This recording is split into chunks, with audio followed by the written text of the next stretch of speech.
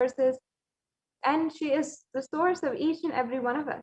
What we go in, what we come out of, what we are all present in even right now. Parashakti is the main deity of the sacred feminine, and she is the divine consort of Bhagavan Paramashiva, who is the primordial divinity of Hinduism. And the worship of Parashakti is known as the Shakta Sampradaya. The Supreme Pontiff of Hinduism is well spoken on the Shakta Sampradaya. And here is a beautiful excerpt where Swamiji says, first and foremost, relationship is mother. The ability to learn, even the idea to relate, starts with your mother. How you relate starts with your mother.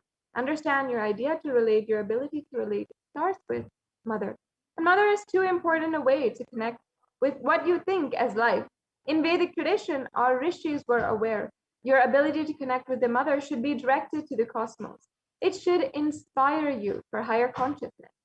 And today, out of his extreme compassion and love, the Supreme Pontiff of Hinduism himself is manifesting Devi Parashakti herself and gracing us, answering all of our questions, attending to our prayers, giving boons, healing us, revealing our past, present, and future, delivering profound spiritual truths, and ultimately giving us the experience of Paramashivoham itself.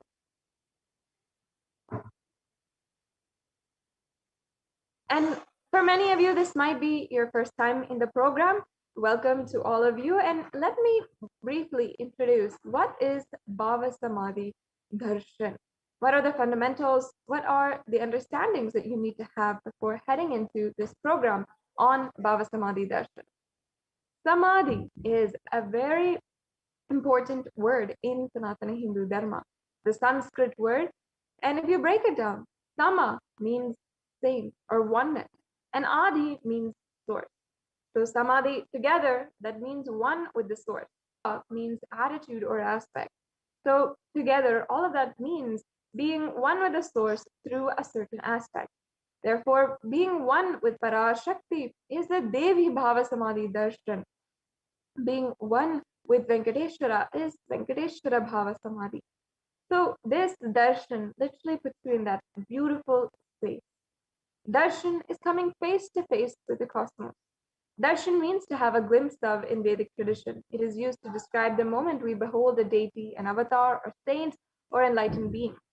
Just seeing such a being can cleanse the karmas of lifetimes and create a deep and lasting transformation in the receiver. Darshan is a powerful superconscious vibration that is present in around an avatar at all times, not just when you see, but at all times. So here are a couple of fundamental concepts that you should understand as a part of the Bhava Samadhi Darshan. First, divine cosmic beings are real. They manifest from Kailasa, the enlightened time-space zone, through the deities and incarnations, and divine cosmic beings manifest through Archavatara, the deities in temples, through the Bhava Samadhi Darshans in Nijavatara, the incarnation. Bhava Samadhi Darshan is the science of Nijavatar manifesting Paramashiva, the consciousness. It is where the formless, the being of Paramashiva, expresses through the Divya Sirira, the light body, and manifests as Nijavatara, the physical form, embodied form for us to experience Paramashiva.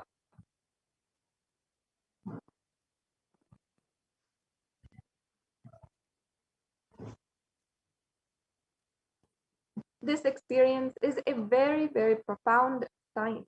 And as you can see here is an example, Devi Parashakti expressing through the being of Rajarajeshwari and manifesting as Nijavatara, the physical form of Devi Meenakshi. You can see here the picture of Devi Rajarajeshwari, the Archavatar in Kailasa in Los Angeles, which was carved by the Supreme Pontiff of Hinduism himself. And on the right-hand side, you can see a photograph of Devi Meenakshi, one of the representations of Devi Parashakti. The Archavatar, the deity, reflects the consciousness and manifestation of being of superconscious energy. But human beings are not mature enough to receive the higher level experiences from the Archavatar directly. The avatar, the physical embodied form, comes down to bridge the gap and create experience of the superconscious energy inside of all of us. And once again, another picture of an Archavatar, the deity, which reflects the consciousness and the manifestation, the being of Parashakti. Bhava Samadhi Darshan awakens your Kundalini Shakti, which is the latent potential energy in every human being. This influx of superconscious energy does two things: visibly slowing down your aging process and improving the immunity to disease. Among many other things, these are just two examples. During the darshan, the whole brain literally comes alive, and during the turning into a superconductor of superconscious energy. During the Bhava Samadhi darshan, our neurons are mirroring that of the avatar. Mirror neurons activate and process all observed movements or information of the avatar just by the act of seeing. So that means that our entire body can silently, without moving, receive what is happening elsewhere through a process of direct observation, experiencing the superconscious energy radiated by the avatar.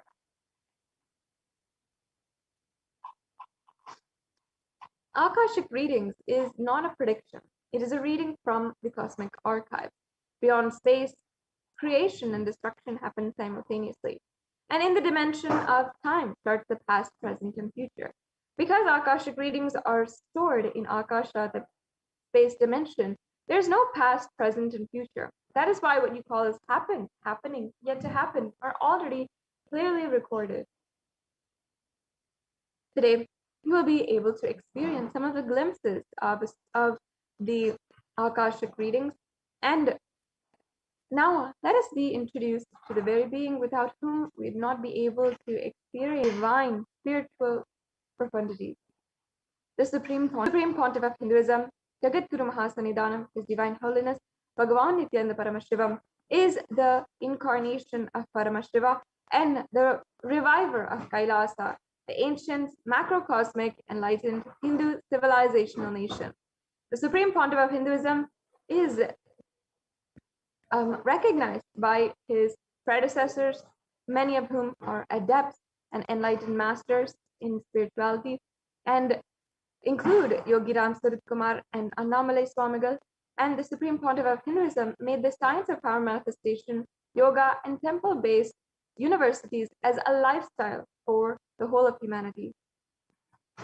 The Supreme Pontiff of Hinduism has revived ancient indigenous kingdoms or ancient indigenous heritage, including being ordained as the 233rd Guru Mahasannidhanam, or the Pontiff of the Kanchi Kailasa Sarvagnapitam, the Tonde Mandalam Adinam, and he is incumbent emperor of the Surya Vamsa Surangi Samrajyam, another very ancient kingdom of Sanatana Hindu Dharma.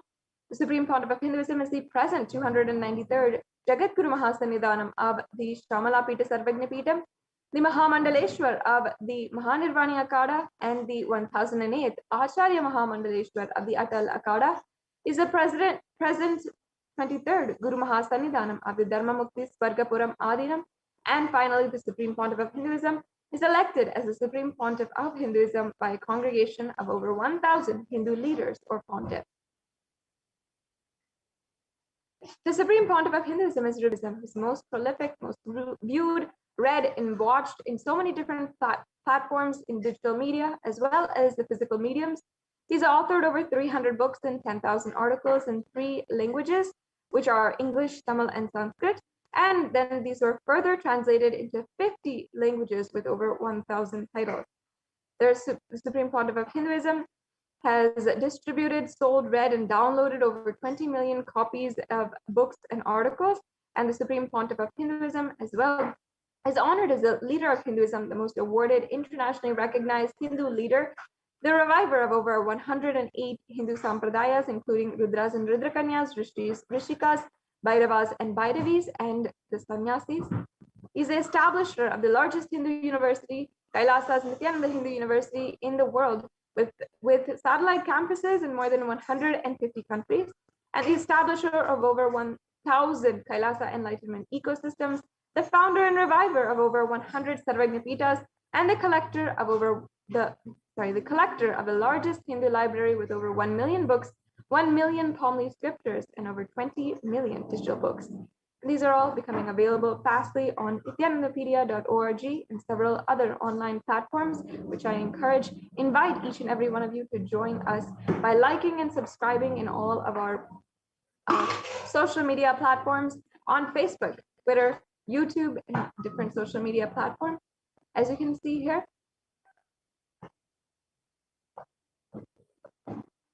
And this brings us to a conclusion of this introduction to the Supreme Pontiff of Hinduism. You are always welcome to enjoy more and explore more about the Supreme Pontiff of Hinduism on nithyanandapedia.org and get connected now to all what Kailasa has to offer. A look, a word, a touch. Power of initiation. Diksha is the direct transfer of spiritual energy by an enlightened being through look, word, or touch. The traditional Vedic book Navaratneshwara states, Sarvasamapi dikshanam muktihi phalamakhanditam avirodhat bhavantyeva prasangyastu bhuktayah. The main benefit of all initiations is moksha, enlightenment. As a side effect, health, wealth, leadership and well-being happen. And in Rudrayamala Tantra, Shiva says, Devi diksha vihinasya na siddhihi na cha sadgatihi tasmat sarva prayatnena guruna dikshito bhavet. The one who is not initiated does not attain liberation nor a better future. So by all efforts, one should get initiated by Guru. What is the science of initiation? Neuroscience has proved that the process of initiation floods the brain with energy. This is the superconscious energy of Kundalini, our own highest inner potential energy. As the Kundalini flows from the thalamus to the cortex, it sets up a powerful energy loop within which awakens the latent non-mechanical parts which we have never used before. With increasing levels of coherence, the whole brain comes alive, turning into a superconductor of conscious energies that heal, empower, transform our lives, bliss and fulfillment. Initiation creates high awareness, visualization, creativity. It also slows the aging process and improves the immune system. Kundalini awakening, healing experience, levitation, teleportation, materialization. Experience the power of initiation through a range of exclusive programs conducted at the ashram. Nithyananda Dhyanapitham, Nithyananda Nagar, Biddi, Bengaluru. Contact 9742.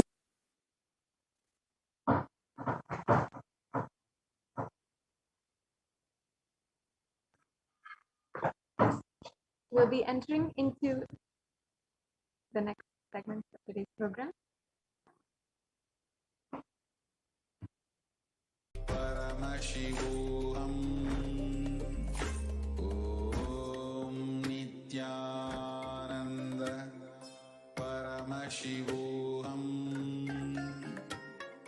Om Nithyananda Paramashivoham Om Nithyananda Paramashivoham Nithyananda Paramashivoham Om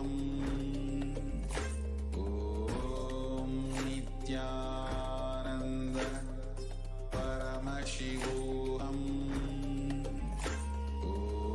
Om Nithyananda Paramashivoham Om Nithyananda Paramashivoham Om Nithyananda Paramashivoham Om Nithyananda Paramashivoham Om Nithyananda Paramashivoham Om Nithyananda Paramashivoham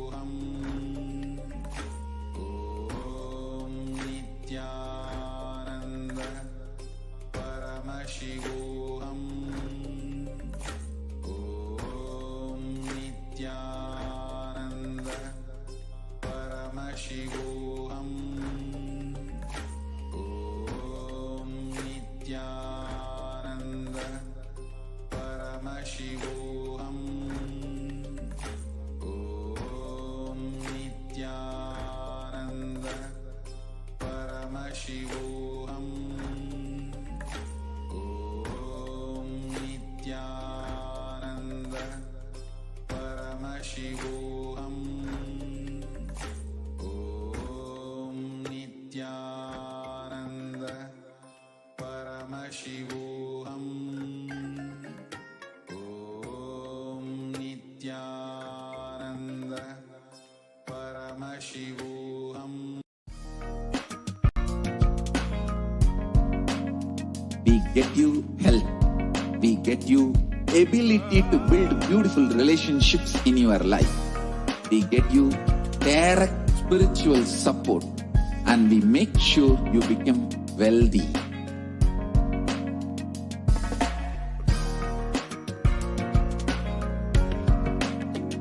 We won't stop giving you just good life. We will literally not stop till you live enlightened life. Manifesting the state of Paramashiva, space of Paramashiva, powers of Paramashiva, being of Paramashiva.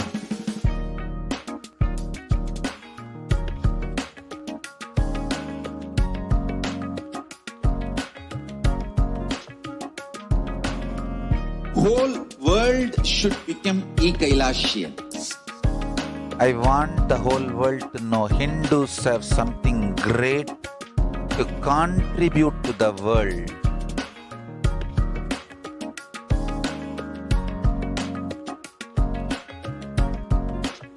We have something great to contribute to the world. Let us do that.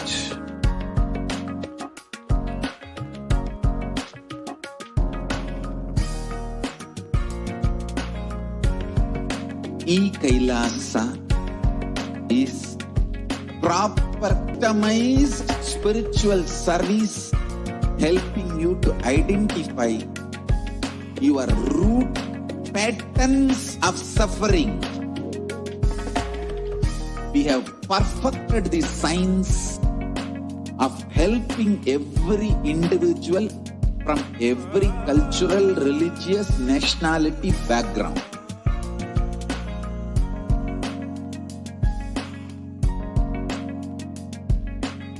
You will have lowest reactionary assumptions, highest awakened response, alive response for life continuously.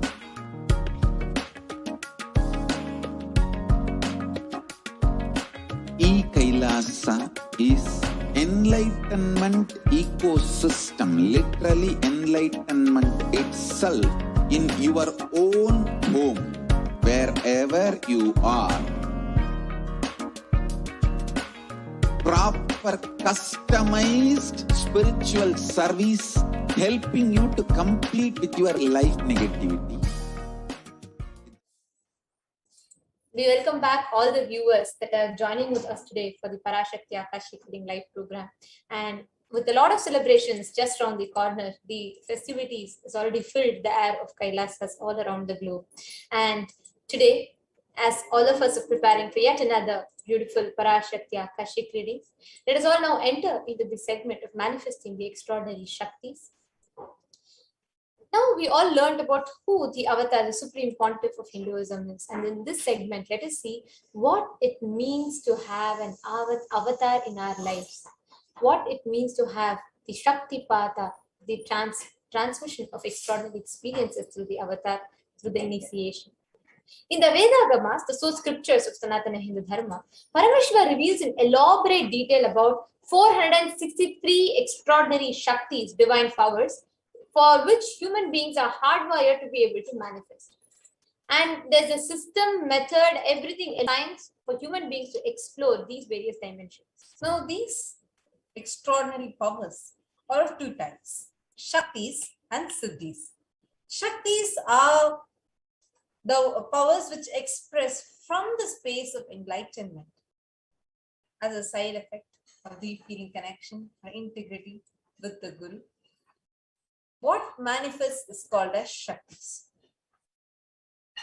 Siddhis, on the other hand, are powers that manifest from your tapas, your penance, and it is in the path of enlightenment, whereas Shaktis are from the source of enlightenment. Siddhis are not permanent. And the Siddhis may divert you from enlightenment, whereas Shaktis of Paramashiva manifest through ordinary human being in an extraordinary way. And that is just by an initiation of the avatar. And these Shaktis are permanent. Paramashiva, the primordial divinity of Sanatana Hindu Dharma, has revealed these Shaktis in detail in the Vedagamas. He is a self-effulgent Swayam Prakasha, all-pervading, unchanging, beyond time, space, form, and causality. As a fundamental base, manifested as Avyakta, the unmanifest, manifesting into Vyakta, the manifest existence, he performs the Panchakritya through which he maintains the whole universe, which is Srishti, creation, Sthiti, sovereign rulership and maintenance, Samhara, rejuvenation, through Bhava, pulling out of delusion, and Anugraha, liberating grace for all living entities.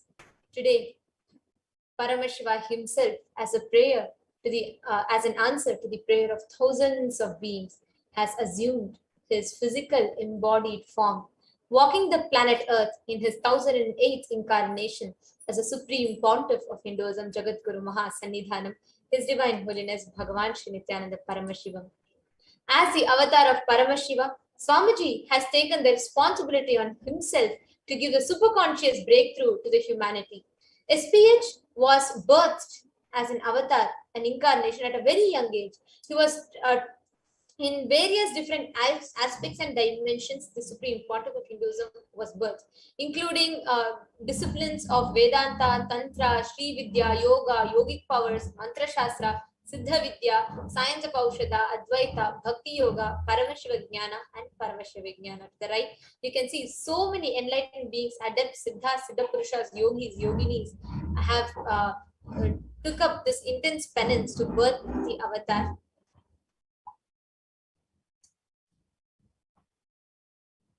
Now, how does this Shakti gets awakened in us? Diksha, the transmission of extraordinary Shaktis, happens through Diksha. Now, every jnana, every powerful cognition being mapped into our prajna, being manifests as a power of the being, prajnana. And now this prajnana, the ultimate powerful cognition is what the avatar transmits in the form of a touch or a look, the Nayana Diksha or the Sparsha Diksha or Mantra Diksha.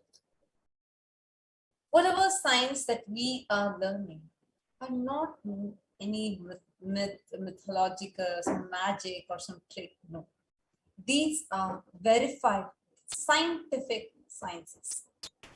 The science of power manifestation and every other science that Swamiji is reviving from the greater science called Sanatana Hindu Dharma.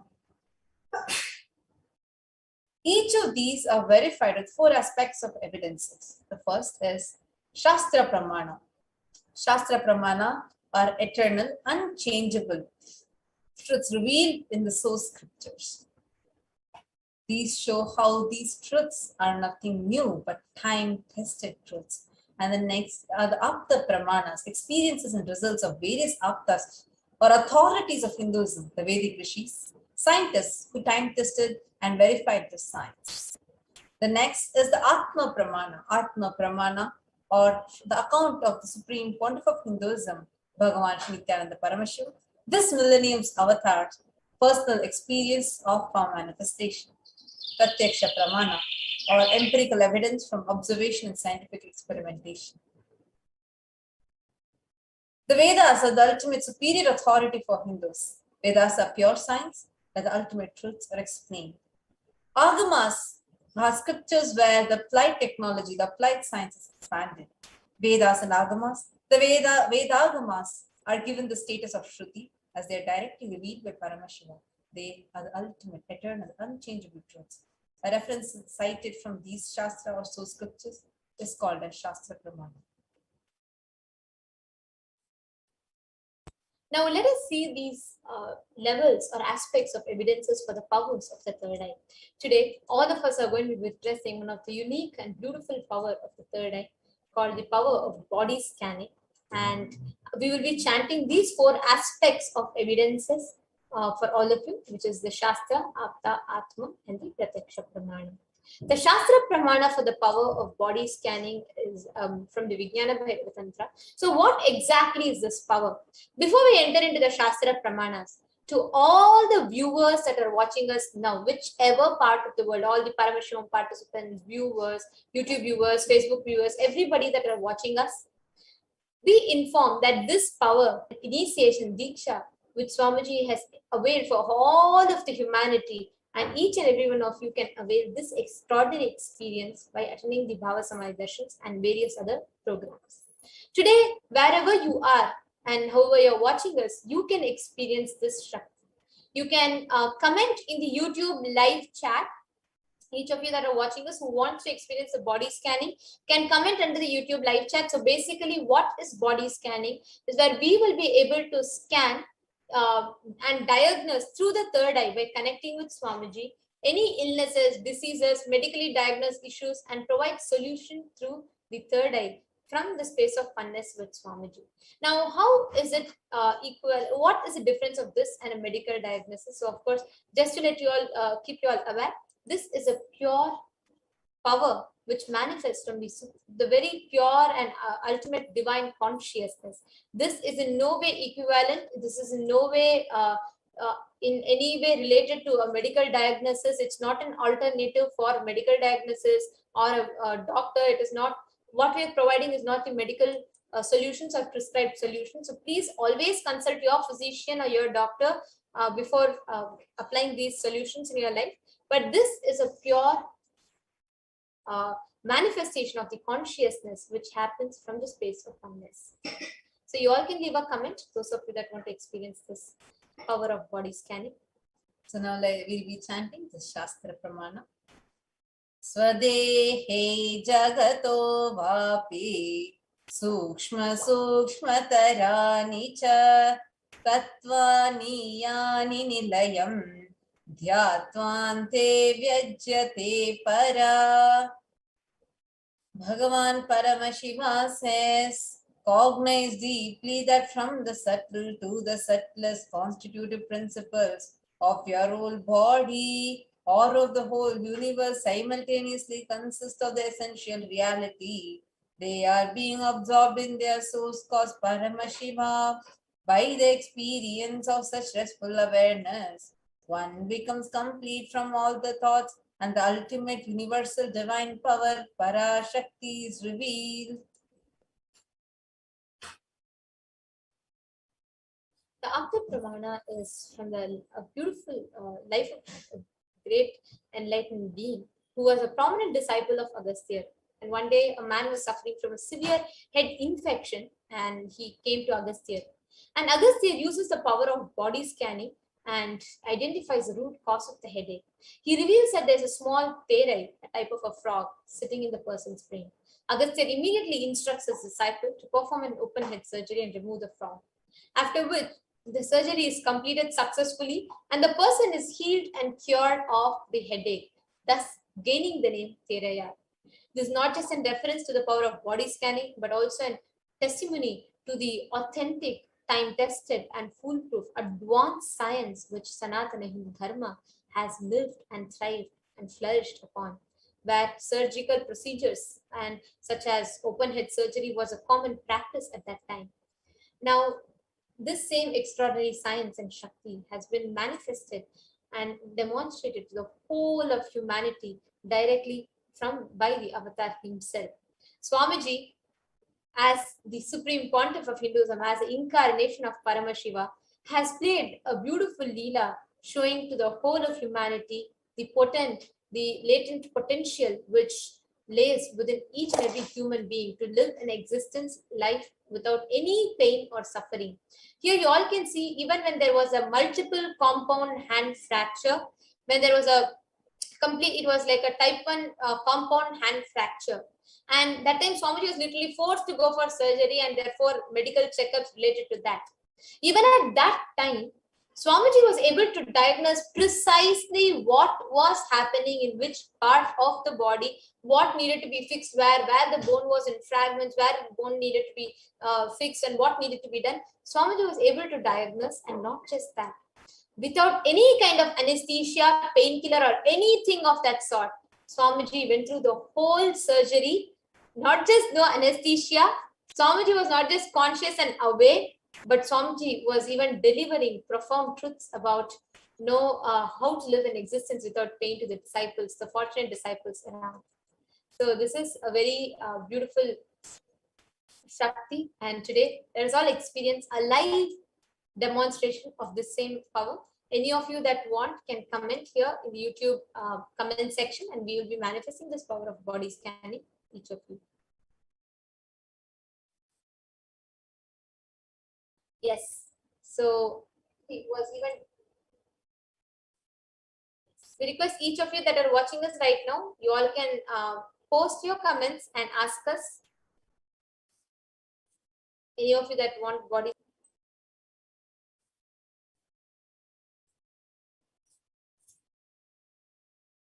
we can see many of you, Ma Paramashivoham, Ainar Zaya, and Kaur Ayya. Many of you are posting your comments, expressing your love and gratitude. If any of you want body scanning, you all can go ahead and post your question. You don't need to tell your disease. You don't need to tell I'm suffering with this, I'm suffering with that. You can just tell that you're requesting for a body scanning, and we'd be more than happy to connect with Swamiji and scan. So you all can go ahead and comment.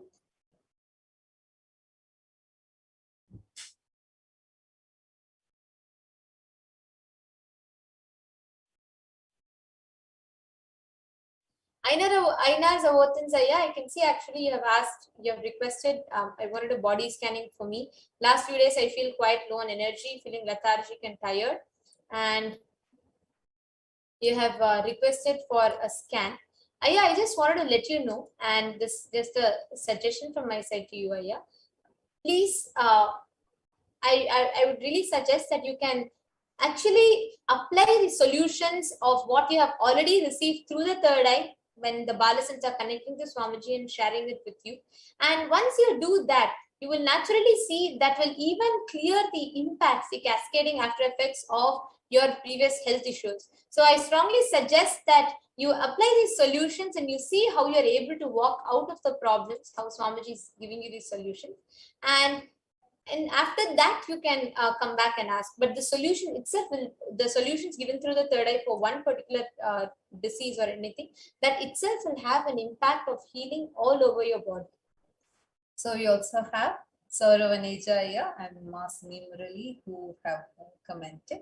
So Sauravaneja is, yes, Saya. And now I'm going to be scanning your body. I'm going to be sharing with you whatever Swamiji is revealing in the third. And Sumi Muralima, I will be scanning your body. You have requested for please scan my ear, eye, and body. Sure, I will be scanning.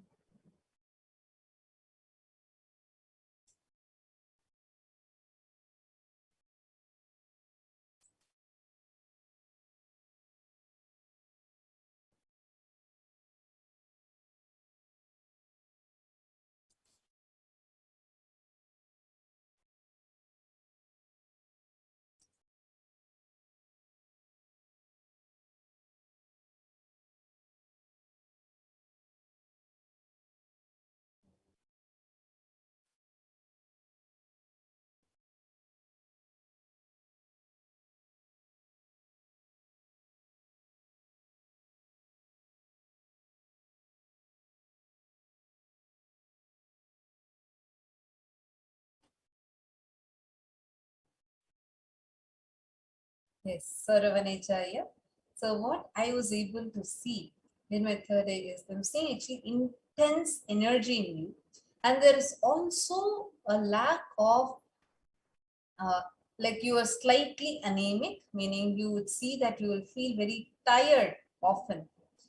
This tiredness that is happening inside you is because of lack of a particular type of nutrient. I'm just not able to see that very clearly. I'm going to rescan again and tell you, but what I'm very clearly seeing is that what you are having, as you have a slight tiredness in your system, and that tiredness is caused because of some anemia that's happening in your system. And I'm also seeing here last few days, the potassium intake of yours has reduced significantly. And this is also affecting your body in kind of like 2 weeks before you had this issue, where you are starting to lose a kind of balance in your system. And your your head feels, kind of like a dizziness and like not there is an issue in the balance that you're having in your system. So this is another detail that was revealed.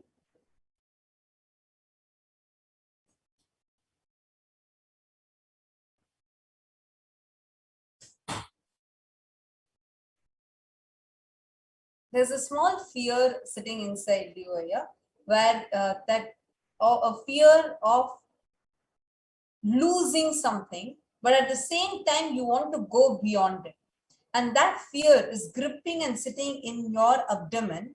If you see, you will be having like a lightheadedness very frequently, and like a lot of things happening in your body which will make you feel like kind of an imbalanced state that is happening in your system. And the stomach also would be feeling there is lightness, but at the same time you're feeling kind of an uncomfortable feeling in the stomach. And this is happening because of this one fear that is sitting inside you. And every time that fear gets aggravated, gets triggered, you will see the impact that it has on your body is much more. It's like if you are, there's an intense fear that happens in you, how your body would react, how the hormones would secrete. So that's the same thing you go through every time when this fear gets triggered. This is the fear of losing something, but at the same time you are willing to go beyond it. So it's like there's a contradictory thought which is sitting inside you, and you're holding on to that one fear. And I'm also seeing here, you earlier used to have a vision problem, like the clarity that you see in your eyes, and that used to be there, but now it has reduced significantly. That means your vision is also become much more clearer than before. But I'm seeing this lightheadedness and like a kind of like a dizzy feeling and an imbalance that's happening in your system. So you can confirm these. If you're able to relate to these, you can confirm these symptoms on the comment section. And Masumi Murali, just wanted to share with you what I saw now. But the first thing that I saw is on your left shoulder near the neck and on the base, at the base of your spine, you will see that many times you experience a pain, like kind of a stiffness and a rigidity. In your whole body, there'll be a lot of rigidity, like not a very free-flowing movements. And mainly to the left side of your body, at the base of your spine also. And the root of it, what I saw is there's a lot of gastritis problem in your stomach. And that is causing the whole gastritis, a lot of pain, which is not directly from your muscles or from the bone. It is because of this gas in the body, which is causing this pain. Second thing, there will be, if you see, even the gastritis problem in your body is causing the pain or kind of a pressure, like how in flights and all, when you're taking off, right? If you go to a higher altitude, you'll have that pressure in your ears. You'll feel like it's blocked. Many times that will happen to you and you just feel like there's some kind of a noise or annoying thing that's happening in the ear. And that is because of this gastritis issue in your body, ma. You don't need to do anything. Just have every day, have ginger, boil ginger, have ginger water. Just consume ginger water in empty stomach every day morning, so that all this gas in your body leaves. This is the main cause of pain in your body. Even if you see, you'll always feel like your stomach is very bloated and it is not clear, it is not proper. And you will, even if you have not eaten, you will feel like it's extremely heavy. And that whole, your appetite is imbalanced. So all of this is because of this gastritis. This is the main problem. And I also saw that your blood sugar level, it's in the border. It is still not completely in your blood sugar levels are not high, but it is in the borderline. So please make sure you're eating the right diet. Just immediately you need to attend to that. this one thing will completely heal your body of the ear pain, body pain that you're having. This gastritis is a main problem. Even if you see your joint pains, especially the regions I saw as your knee, the left side or near shoulder and next to your neck, and the base of your spine. These are the places that I saw where you often have some pain in the body and rigidity. This is all because of gastritis, and this is what I saw. Please do have ginger water every day, and you will see it will give you a drastic improvement. And Saurav has said, thank you, Ma. Yes, on intense energy flowing. Lightheadedness was there when I did water fasting before Vijayadashmi. We'll get checked on potassium, Ma.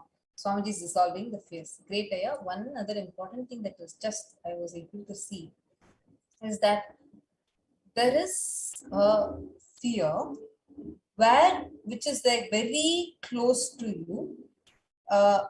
If that fear breaks, there is actually, if you observe, there's a small phase of time where all of a sudden you just feel empty inside, and there's like you're not sure of what you're doing.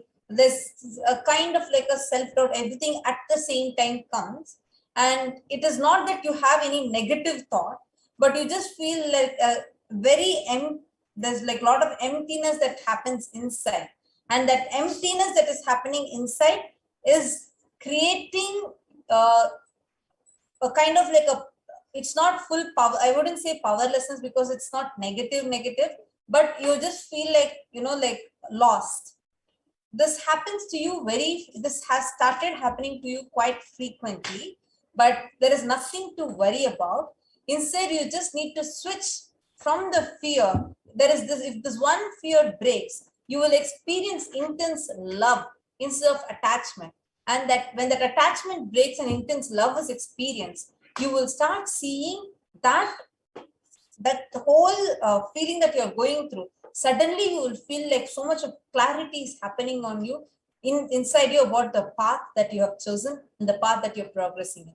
So this was another detail that is really, you can acknowledge here. And apart from that, I do not see any other issue. I do see a minor issue on body aches where it's happening in the back, but these are like just muscles, like just the tiredness of the muscles. I do not see any significant disease as such in your body. So you can acknowledge this also in the comments. And there are other viewers as well, math preparation and then instant healing and meditation. All of you are asking for body scanning, and we'd like to apologize. In the interest of time, we'll be moving on to the further segments, and each day at around the same time, we'll be having the extraordinary Shakti's manifestation session. So you all can tune in, and even for each of you to experience every day after the darshan.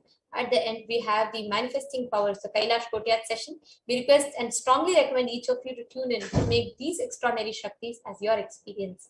And this brings us all to the conclusion of this session. And stay tuned, we'll be entering into the next segment after a short.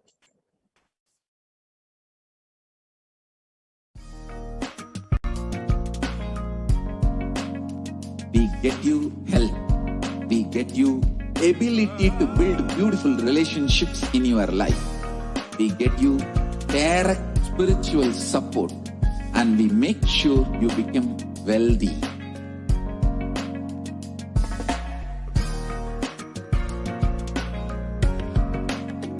We won't stop giving you just good life.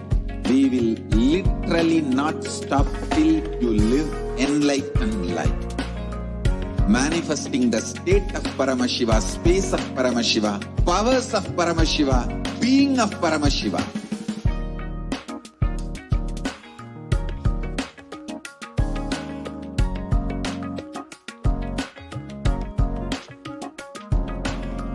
Whole world should become e-Kailashians.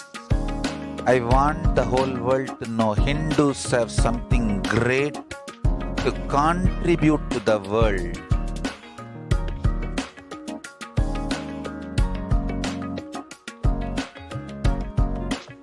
We have something great to contribute. Let us do that.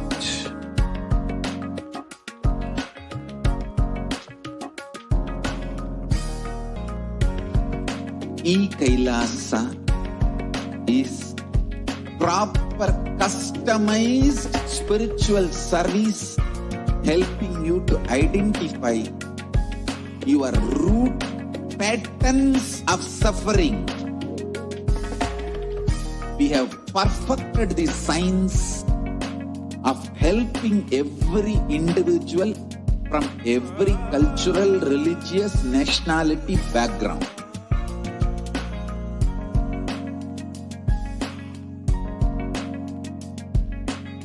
You will have lowest reactionary assumptions, highest awakened response, alive response for life continuously.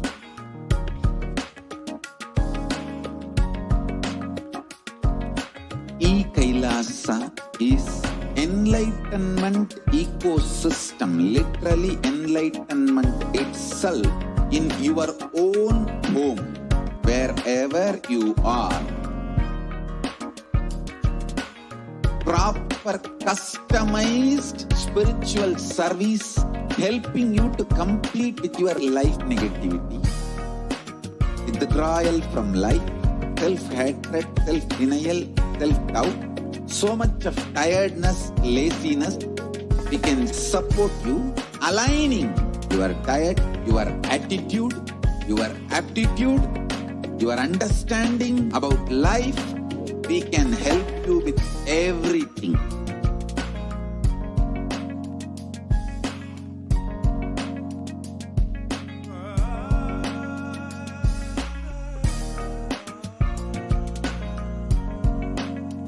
If you are interested in enlightenment, we will immediately bring this to you.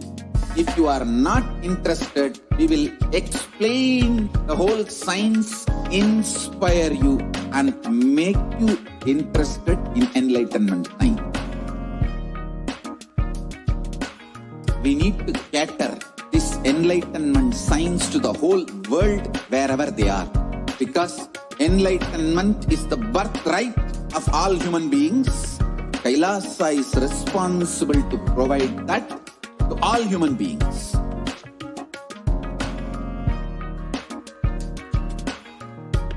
Kailasa is the totality of the knowledge I received from my gurus and practice manifested in my life, perfected by teaching millions of people from all cultures, time zones, backgrounds, genders, nationality, race, from every creed.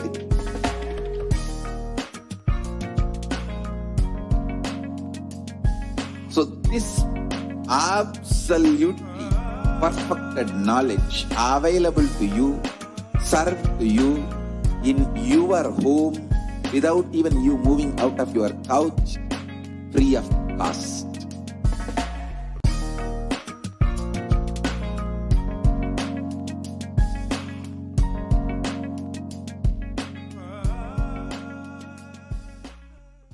Just be alive for next 3 years. Don't die within next 3 years.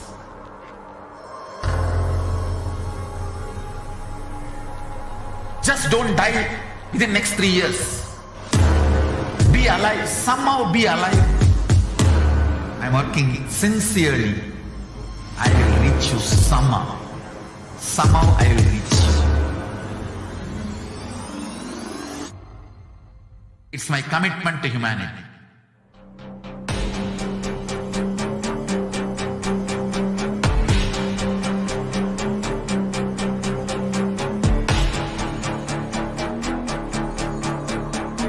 Just don't die within next 3 years.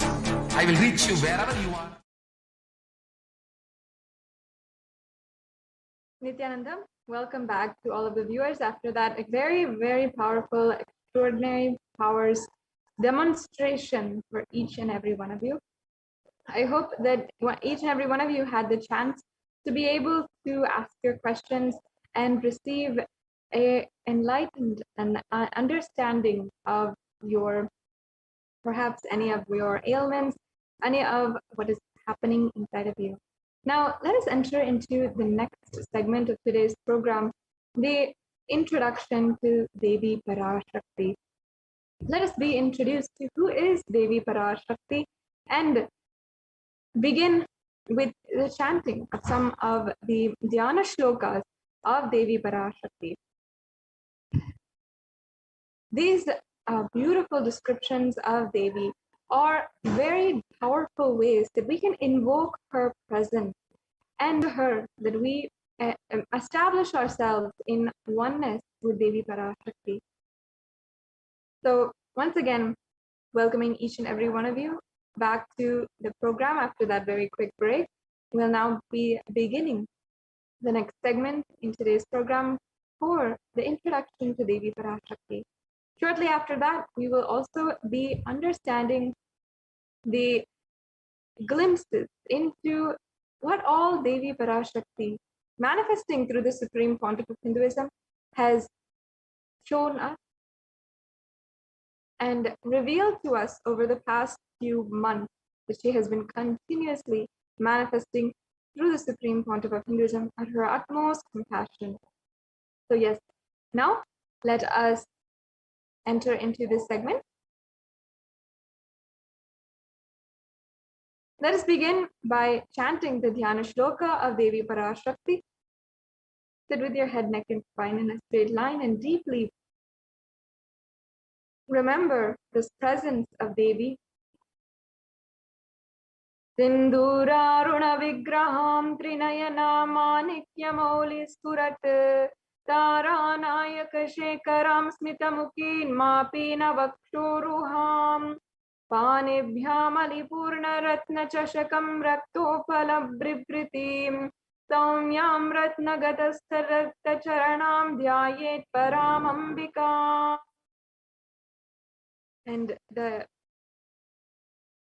English translation says, the divine mother is meditated upon as shining in vermilion red body with triple eyes sporting the crown of rubies studded with the crescent moon, a face all smile holding the jewel cup brimming with mead and the other twirling a red lotus.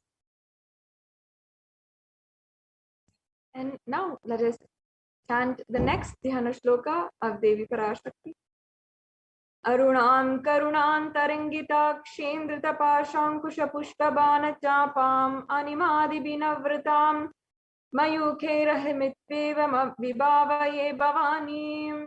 I meditate on the great empress. She is red in color and her eyes are full of compassion, and holds the news, the bow, the flowery arrow in her hands. She is surrounded on all sides by powers such as anima parades, and she is the self within me. Devi is the ultimate pure feminine consciousness. Parashakti is the cosmic mother. It is her cosmic womb from which billions and billions of universes comes out and go in. Source where the Big Bang, the black holes go on. Parashakti is the source Shakti, the source energy and the source power from which all of us came, in which all of us are even in right now, and in which all of us are going to merge. And out of her extreme love and compassion, Parashakti herself is manifesting through the embodied form as Nijavatara of the Supreme Pontiff of Hinduism, Jagadguru Mahasannidhanam, His Divine Holiness Bhagavan Nithyananda Paramashivam, gracing us, answering all of our prayers, giving us boons, healing us, revealing our past, present, and future, delivering the profound spiritual truths, and ultimately giving us the experience of Paramashivoham itself.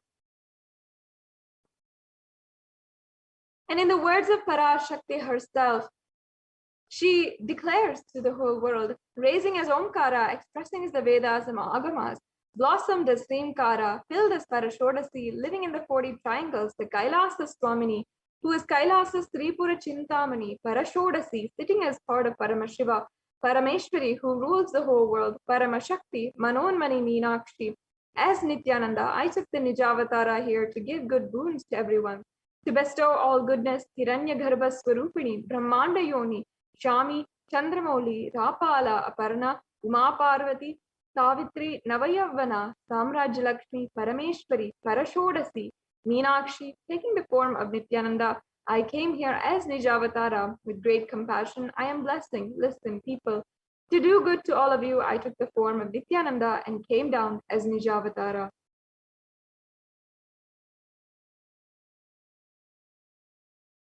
And she continues, raising in Omkara, blossoming as Shiva, Shiva manifesting as the source of existence, powers of existence, expression of existence from the oneness of Om, blossoming into two as Prakriti and Purusha, blossoming as three Shaktis, the Icha, Kriya, Jnana Shakti, growing as four Vedas, expanding as five Panchabhutas, beyond the six chakras, filled as Gotras of seven Rishis, expanding as eight directions, existing as nine grahas, creating all the worlds, bringing life to tell and make truth blossom, and to do good. Parashodasi, Meenakshi, in the form of Nithyananda, I came to bless every one of you.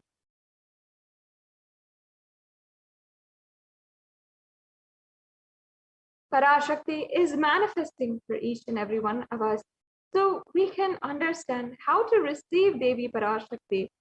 Literally in that moment, you are seeing Parashakti and Paramashiva at that moment. She is there in your screen, and so you should always receive her very traditionally. There is a beautiful way in Sanatana Hindu Dharma, which is very simple but powerful way to receive the divine. You can just keep 2 betel leaf, 1 banana, a betel nut, and 1 coin in front of the screen and watch Devi. Coin is considered as the traditional dakshina in the Hindu tradition. It can be the lowest value in India. It can be even 1 paise. In the USA, it can be a cent or any amount of money. It's not that the Supreme Pontiff of Hinduism here is trying connection with Devi Parashakti. You will understand, you will see that just this one offering of the dakshina has so much of impact. It breaks our monotony and it adds so much to your sentiment that really Devi Parashakti is there. And you will not take this Devi darshan for granted. Rituals, doing these rituals and partaking in the rituals will break your monotonous, unconscious mentality, lifestyle, and remind you and raise you to the powerful cognition. It will break your unconscious behavior.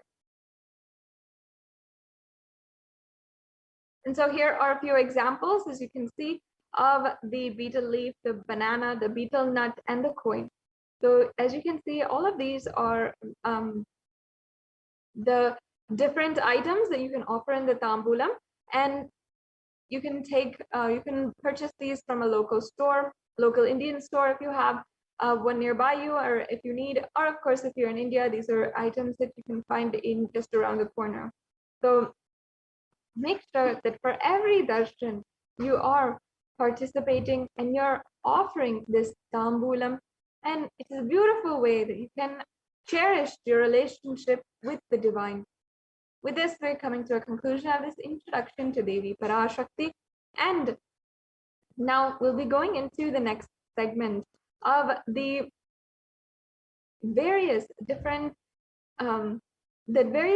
revelations that Devi Parashakti has made for all of us.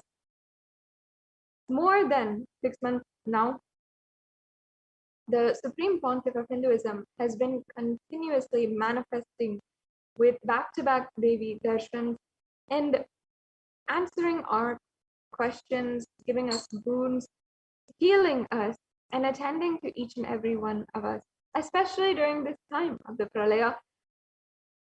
It is a very important time to connect with Devi Parashakti.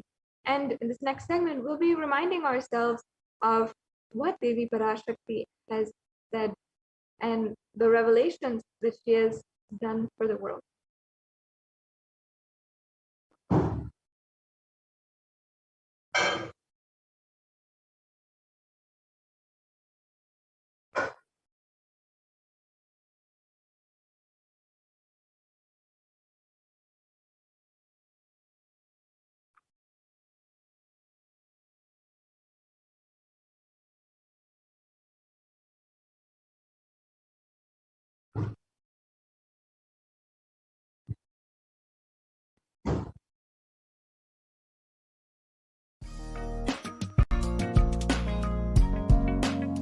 We get you health.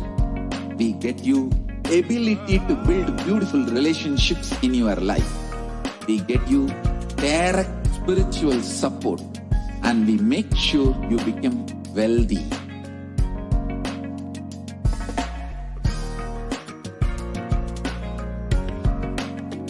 We won't stop giving you just good life.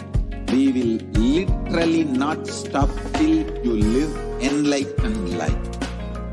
Manifesting the state of Paramashiva, space of Paramashiva, powers of Paramashiva, being of Paramashiva.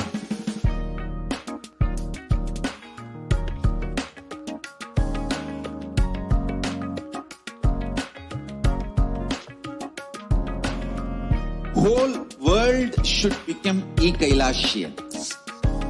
I want the whole world to know Hindus have something great to contribute to the world.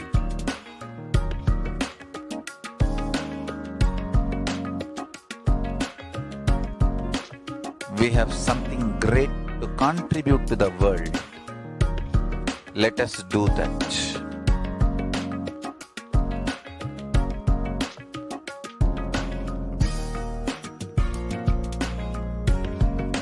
E-Kailasa is proper customized spiritual service helping you to identify your root patterns of. We have perfect of helping every individual from every cultural, religious, nationality background.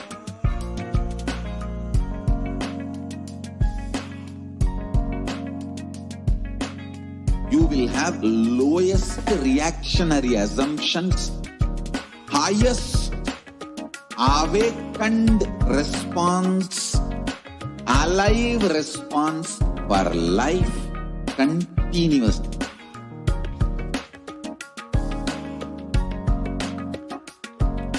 E-Kailasa is enlightenment ecosystem, literally enlightenment itself in your own home, wherever you are.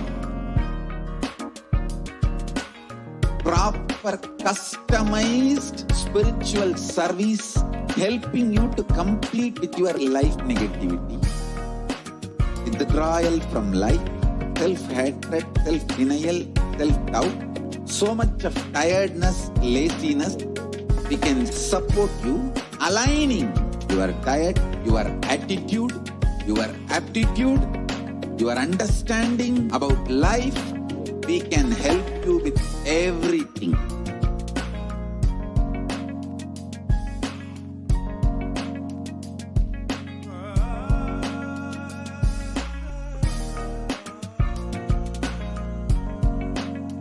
If you are interested in enlightenment, we will immediately bring this to you. If you are not interested, we will explain the whole science, inspire you and make you interested in enlightenment time. We need to cater this enlightenment science to the whole world wherever they are, because enlightenment is the birthright of all human beings. Kailasa is responsible to provide that to all human beings.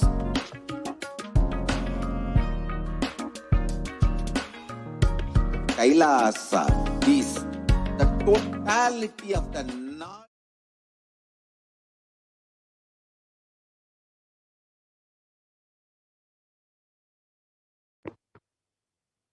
Nithyananda, welcome back, dear viewers. So now let us enter into this next segment and understand what Devi Parashakti has revealed about sea levels rising. So first, let us understand the compassion of the avatar. In the Guru Padaka Stotra, composed by Adi Shankaracharya, the very first verse describes how the Guru Padakas, these sacred feet of the Guru, are the boats that helps us cross the Ananta Samsara Samudra, the seemingly endless ocean of samsara or suffering. And in this verse, Adi Shankaracharya explained, salutations to the sandals of my Guru, which is a boat which helps me cross the endless ocean of life, which endows me with a sense of devotion to my Guru, and by worship of which I attain the dominion of renunciation. Many of us have been feeling stuck in the same storming and raging ocean, being unable to navigate ourselves and lost in the overwhelming vastness of the suffering that surrounds us during this pralaya, the great deluge. Our loved ones are dying due to the pandemic. Our homes are being destroyed due to natural disasters. Social institutions are crumbling around us, and the whole of humanity is in a desperate and dire need of hope. It is at this time that the Supreme Concept of Hinduism, the incarnation of the cosmic superconsciousness out of its love and compassion, having taken the spiritual responsibility for the whole superconscious breakthrough of the whole of humanity, is manifesting Devi Parashakti, the cosmic mother, and guiding and healing the whole world as literally the boat that sails us through this pralaya, the cosmic deluge. Devi Parashakti is herself manifesting through the Nijavatara and answering each of our prayers, granting boons, healing us, manifesting miracles, removing all of our pain and suffering. And Devi has not just attended to us individually, but also as a humanity at large. Devi Parashakti has guided the whole of humanity in the form of revelations of profound sacred secrets of Sanatana Hindu Dharma, and by showing us the future regarding global issues, the COVID pandemic, natural disasters such as fires, floods, and more, and even the twisted human conspiracies and underground wars, which have not surfaced to common knowledge as yet. And in this segment, we will be elaborating on the statistical, scientific, and scriptural reference of each sacred revelation, which has manifested precisely as the same guidance emerged from Devi Parashakti, for us to imbibe deeply and to start following as Devi Parashakti continues to protect us until the storm ends and we are safely harbored at the shores of our country. So let us look at what Devi Parashakti has revealed about sea levels rising from the Cosmic Archive on the 19th of May 2021.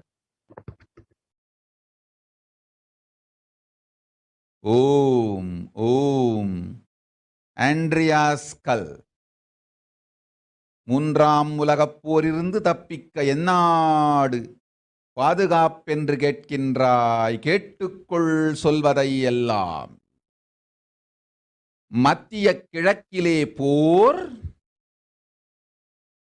இந்தியாவில் corona கொடுந்தொற்று மற்றும் கடல் உயர் எழும்பல் எனும் மூன்றில் இருந்தும் காவல் கைலாசம் ஒன்றே.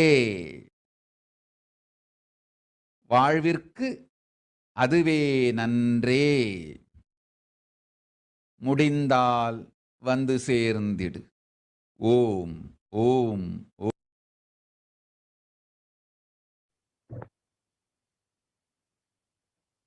So let us understand Devi Parashakti's revelations mapped into English. Devi reveals, you are asking which country is safe to escape from the Third World War.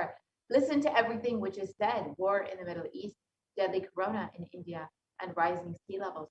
Protection from all these things is one and only Kailasa. Only it is good for life. If possible, come and reach Om. On the 19th of May 2021, while answering the prayer of one of the devotees, Devi Parashakti, manifesting through the Supreme Concept of Hinduism, warned about the sea levels rising and the cascading effects of climate change crisis on humanity.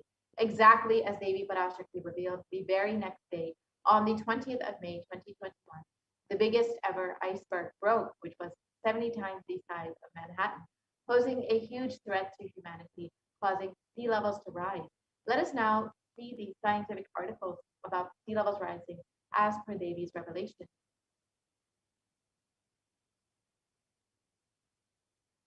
So here is the article showing how on the 20th of May 2021, the world's largest iceberg broke off the Antarctic ice shelf, which was exactly one day after Devi revealed about sea levels rising.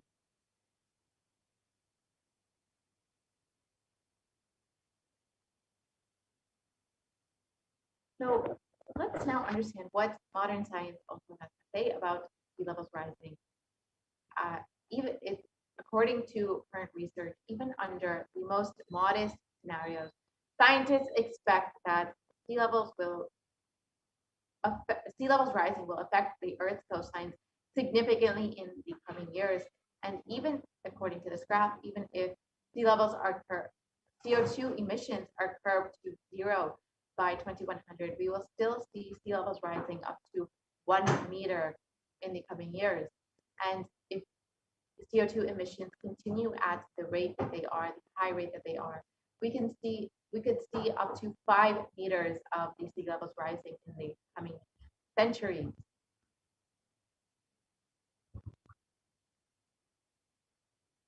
And sea levels since the 1880s in some ocean basins have risen as much as 6 to 8 inches, that's 15 to 20 centimeters, since the start of the satellite record in 1993. And according to NASA, sea levels will rise 1 to 8 feet by 2100.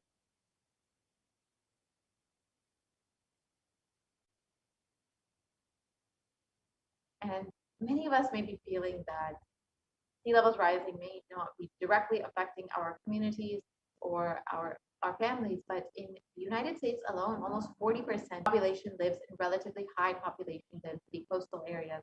And globally, 8 of the world's 10 largest cities are near a coast, according to the UN Atlas of the Ocean. So 40% of US communities, or 40% of the US population, and many communities across the globe will be directing the effect of sea levels rising. And even communities that are living more inland will also be experiencing these effects. It's not just communities that are directly on the coast, but even communities that are living inland will be experiencing these effects as we see more and more sea levels rising. We'll see this in the next slide.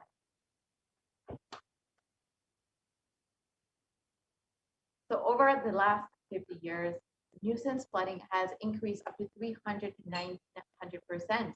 Higher background water levels means that deadly and destructive storm surges, such as those associated with Hurricane Katrina, Superstorm Sandy, and Hurricane Michael, push further inland than they once did. Higher sea levels also means more frequent high tide flooding, sometimes called nuisance flooding. So as we said earlier, it is not just the communities that are living directly on the coast, but even more communities that are living more inland. As Devi Parashakti revealed, there is no place that is safe from the effects of sea levels rising and climate change. It is only Kailasa that is safe from all of this. So let us understand a little bit more about what has caused sea levels to rise and what is the primary cause. Of course, many of us know that global warming is the reason that sea levels are rising, and this is happening in 2 ways. First is that glaciers and ice sheets worldwide are melting and adding ice to the ocean, water to the ocean. Second is that the volume of ocean is expanding as the water warms. And a third, but much smaller contributor to sea levels rising is the decline of liquid water on land to its shifting to ocean. This is in aquifers, lakes, reservoirs, rivers, and soil moisture. And this shift of liquid water from the land to the ocean is largely due to groundwater pumping. So again, human activity. So all of these effects are unfortunately due to the industrial activity and human activity that human beings have caused this effect on the climate. So here you can see an example is the Pedersen Glacier in 1917, which is fully formed glacier, and in 2005, in just less than 100 years, you can see that the glacier has almost nearly fully melted and has become almost a grassland. So this is in less than 100 years, in one lifetime of a person. This much of damage has been done to this ecosystem.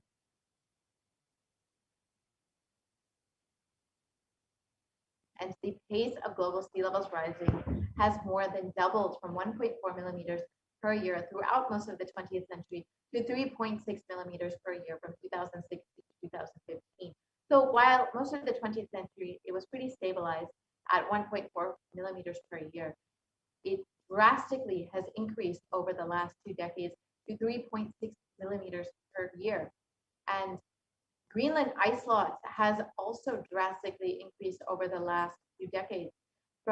Between 1992 and 2001, the Greenland ice loss was around 34 billion tons per year. And between 2012 and 2016, it increased to 247 billion tons per year. So in just a little over a decade, we've seen an 8 times increase in the ice loss in Greenland. So again, this is adding more and more water to the ocean and increasing the effects of sea levels rising. And on August 2021, the UN published a code red, a warning of worsening global warming and rising sea levels. This was a few months after Devi Parashakti already revealed that we as the humanity will be directly across the globe experiencing the effects of sea levels rising and the global climate change crisis.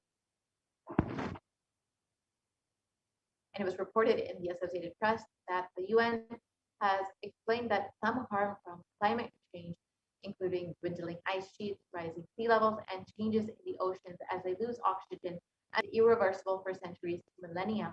And the world is locked into 15 to 30 centimeters, that's 6 to 12 inches of sea levels rising by the mid-century. So you can see that, unfortunately, according to modern science, there is no way to reverse the damage that has already been done.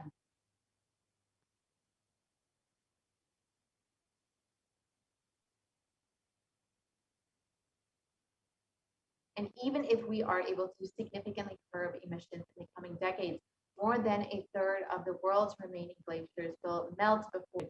And when it comes to sea ice, 95% of the world's oldest and thickest ice in the Arctic is already gone. And as we are seeing the sea levels rising, as Devi Parashakti has revealed, this climate change crisis and sea levels rising there's no place across the globe that is safe from all of this. It is only Kailasa that has the protection of Devi Parashakti and the supreme concept of Hinduism. And we've seen how many natural calamities in the last 2 years have affected the globe, whether it's been the floods in China, in India, we've seen floods in the US most recently, and of course Germany, where we have seen devastating floods. In one report, it was stated that more than 150 people are still missing in these German floods and are unlikely to be found.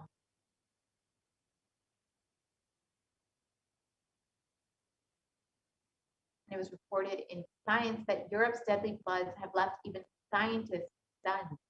And according to another article, the climate change crisis has made the deadly German floods up to 9 times more likely. So as we can see, as Devi Parashakti revealed, there is no place that will be safe from the effects of climate change and sea levels rising.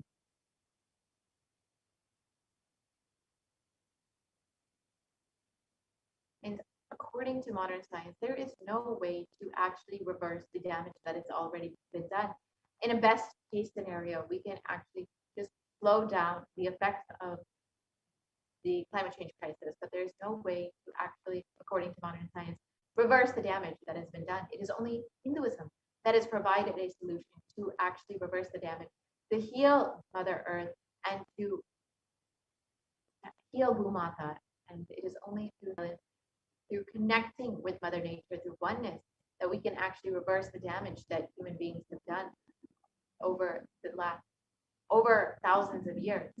And the supreme concept of Hinduism has revealed how Bhumata, Mother Earth, actually responds to you when you relate to her. So let us now listen to a short video about how Bhumata can actually respond to you.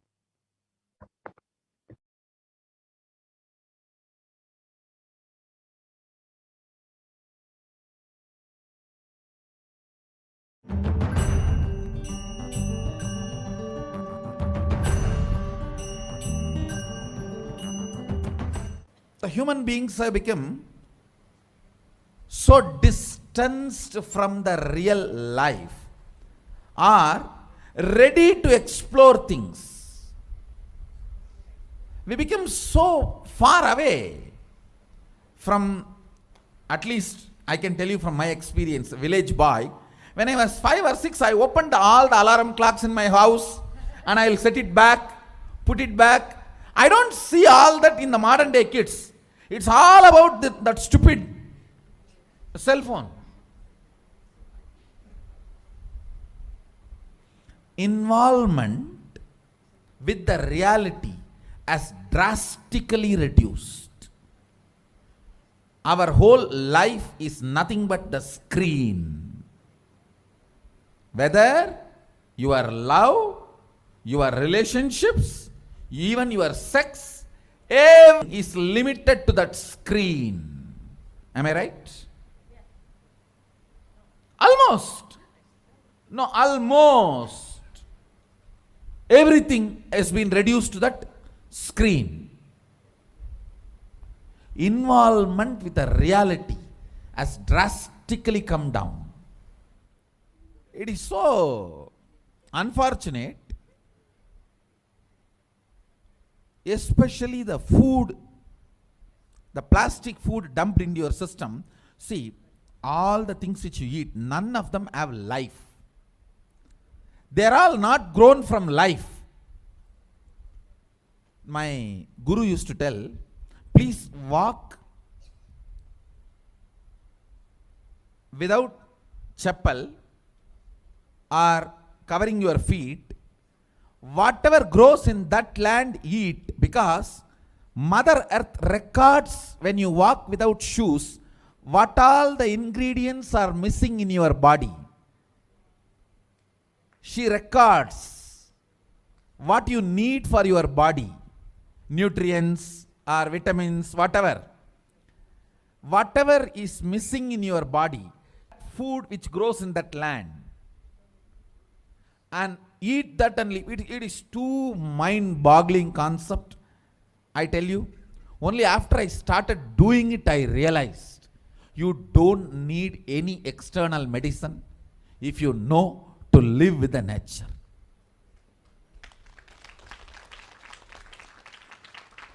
Mother Earth, Bhumata, walk on the earth without shoes. In that land, what grows will supply exactly what you need for your body.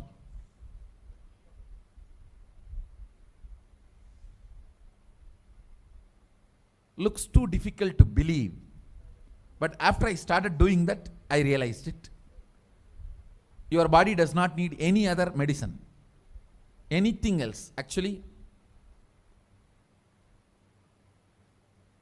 maybe 2 years before, due to this continuous classes, day and night, and in the night time, the web-based programs for the outside India, all these, my whole eating habits have gone chaos, and no question of rest. It became like a too much on the system. So I had some stomach issues. I remembered my guru telling this, walk on the earth and what grows eat. So I started walking without chappal for a few days. Suddenly I saw in my courtyard a new plant coming up. No seed, nothing, just coming up. I was wondering what is going on. How come suddenly, between the rocks, actually, between the rocks, new plant coming up. And one of the devotee Ayurvedic doctor, he said, Swamiji, if you can get this plant and add it in your food, your stomach will be completely healed. I said, where to get? When he walked into the courtyard, he said, this is the plant. This is the plant. And throughout the campus we searched, we did not find another one. Nobody knows from where the seed has come, from where the plant has come. Understand, it is not that just for me miraculously nature is doing. It is the nature's life. I was ready to play with it, so she showed the miracles to me. Anybody willing to play with her, she shows her miracles to you. Nature is miraculous.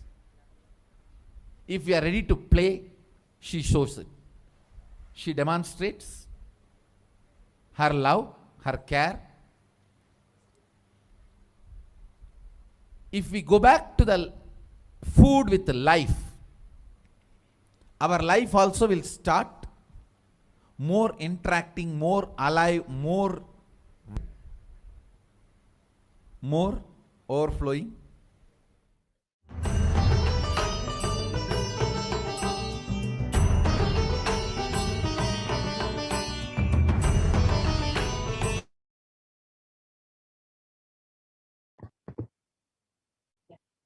now that we've understood how nature, Mother Nature, actually responds to you when you decide to play with her, when you relate to her through nonviolence, how miraculous nature is.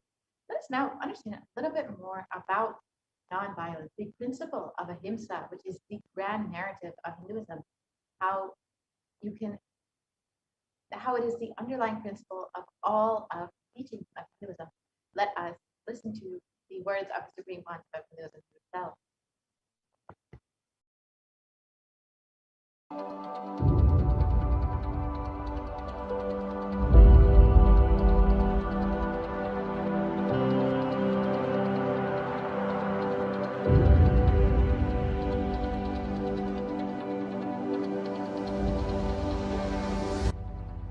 We often believe that exacting revenge is a form of emotional release and that getting retribution will help us feel better. Especially this modern day cinema, entertainment industry cult brainwashes you. The act of revenge as a way of gaining closure after a wrong is done. No! I tell you the truth, revenge has the opposite effect.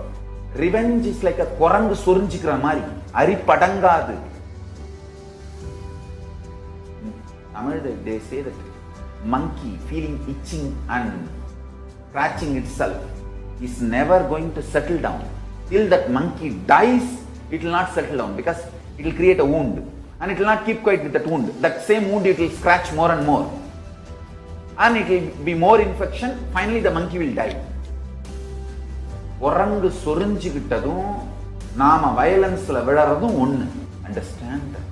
Mass media, cult, entertainment industry, TV and cinema, cult is brainwashing you, telling that revenge is heroism, violence is heroism. No, it is not.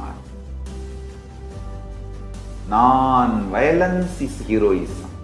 I tell you, in every level, non-violence as a strategy. Because you see, non-violence makes you realize more and more oneness. It strengthens the oneness. Oneness strengthens the non-violence and non-violence strengthens the oneness. You need to understand the context. Only then you will understand how this non-violence can be a successful strategy. If you miss one or two components and do it out of wrong context, it will become a mess. It will become a laziness and non-involvement. Laziness and non-involvement is not non-violence. Don't use non-violence brand and tag to justify your non-involvement and laziness. No. That's what Arjuna was trying to do in the Arjuna Vishada Yoga. He was telling Krishna, oh, why should I kill people? Why should I kill people? Let me go away and become a sannyasi. Oh, Dubuk, this fellow, when he was in the forest also, he got married to a girl. Every time this fellow goes for tapas, whether he brings boons or not, he brings girls. Alright, no disrespect to Arjuna, is incarnation of Nara Narayana. So no disrespect to Arjuna. Non-violence should not be misconstrued or should not be used to portray your non-involvement and laziness, tiredness and boredom. Hinduism is actively enriched. World will become great place. Not only we are a non-violent tradition, we believe in consciousness. We have the science of consciousness, raising the quality of the humanity. We believe in it, we spread it, we live it. We be, live, believe. Let us all understand, non-violence need to be actively lived, be lived, believed and actively enriched. Actively enriched. All I wanted all of you to know what Hindus miss, Sri Kailasa should do. Do Tyaga, to tell the world actively, enrich the world actively about Hinduism. Ahimsa paramo dharmaha. Ahimsa is the highest value as per Hinduism. Ahimsa paramo dharmaha. That is the grand narrative of Hinduism. Non-violence is the grand narrative of Hinduism. We need to tell that grand narrative to the whole world. Actively. Actively we need to tell that grand narrative to the whole world. Ahimsa paramo dharmaha. Tyaga. Unclutching all the not inactive, tamasic, inertia, lazy, tired, bored, withdrawn lifestyle. Non-violence means not only you will be non-violent, ahimsa, established in ahimsa, you will actively practice ahimsa and enrich everyone to live ahimsa. You will create an ecosystem where ahimsa can be practiced with integrity. Understand? All the infrastructures needed to keep the non-violence ahimsa alive. Media is the non-violent way of reaching out to people and telling the real truths and facts. Like media, education mechanisms, everything should be actively filled with the truths, ideas about non-violence, yaga, spiritual strength, powerful cognitions, all these great truths. Listen. Again and again and again, many are trying to harass me through the social media and all other way, saying that, oh, you are teaching constantly non-violence, ahimsa, peace. Don't you see you are making Hindus weaker and weaker? Understand? If Hindus listen to what I am saying sincerely, they will understand I am trying to make them really stronger. Understand? Strength is intelligent way of existing.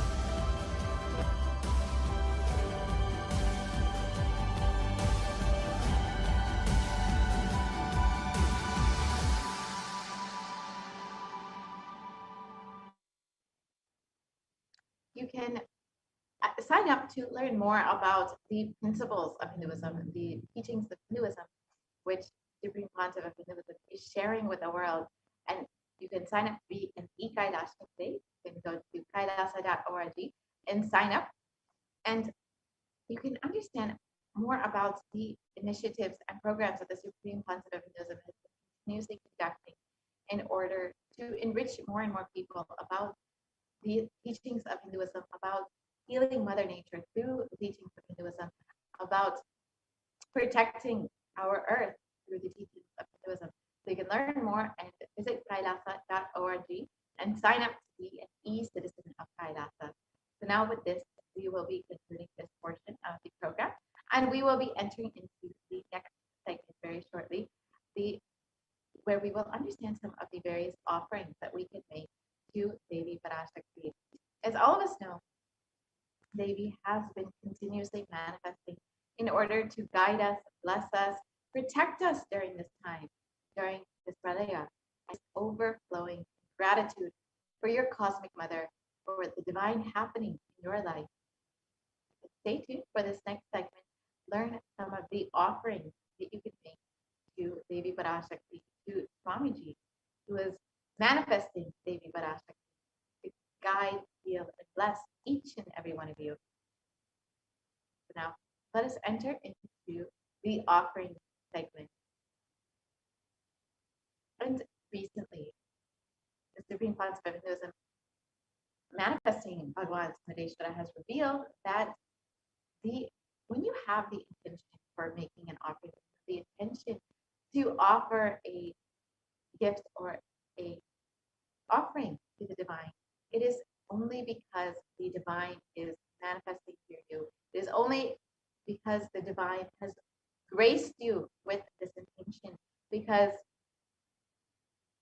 the divine is ready to shower upon you. Swamiji is ready to shower upon you. So when you have this intention to even make an offering, you should feel ever so grateful, because you are receiving the divine grace and blessing of Swamiji, of Devi Parashakti upon you, who is just waiting to manifest through you. That is why you're even having this intention. So let us enter into this segment and understand the significance of an offering. An offering is a giving of a divine gift of pure love, devotion, and oneness, and it consists of two parts, the giving and the accepting. And only when the divine accepts what one offers, the offering becomes complete. Offerings are not made out of fear or out of greed, but when an avatar lands, the offerings are purely a part of the grand lila, played out for the only purpose of enlightenment.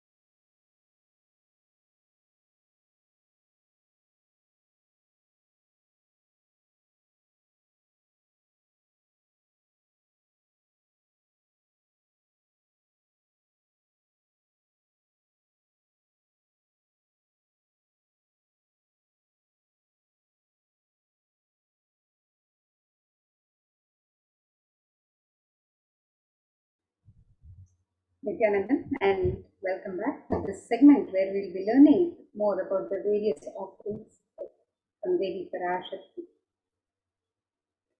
The various offerings that we can make to Devi Parashakti today on the website www.kailasamila.com/siddhas.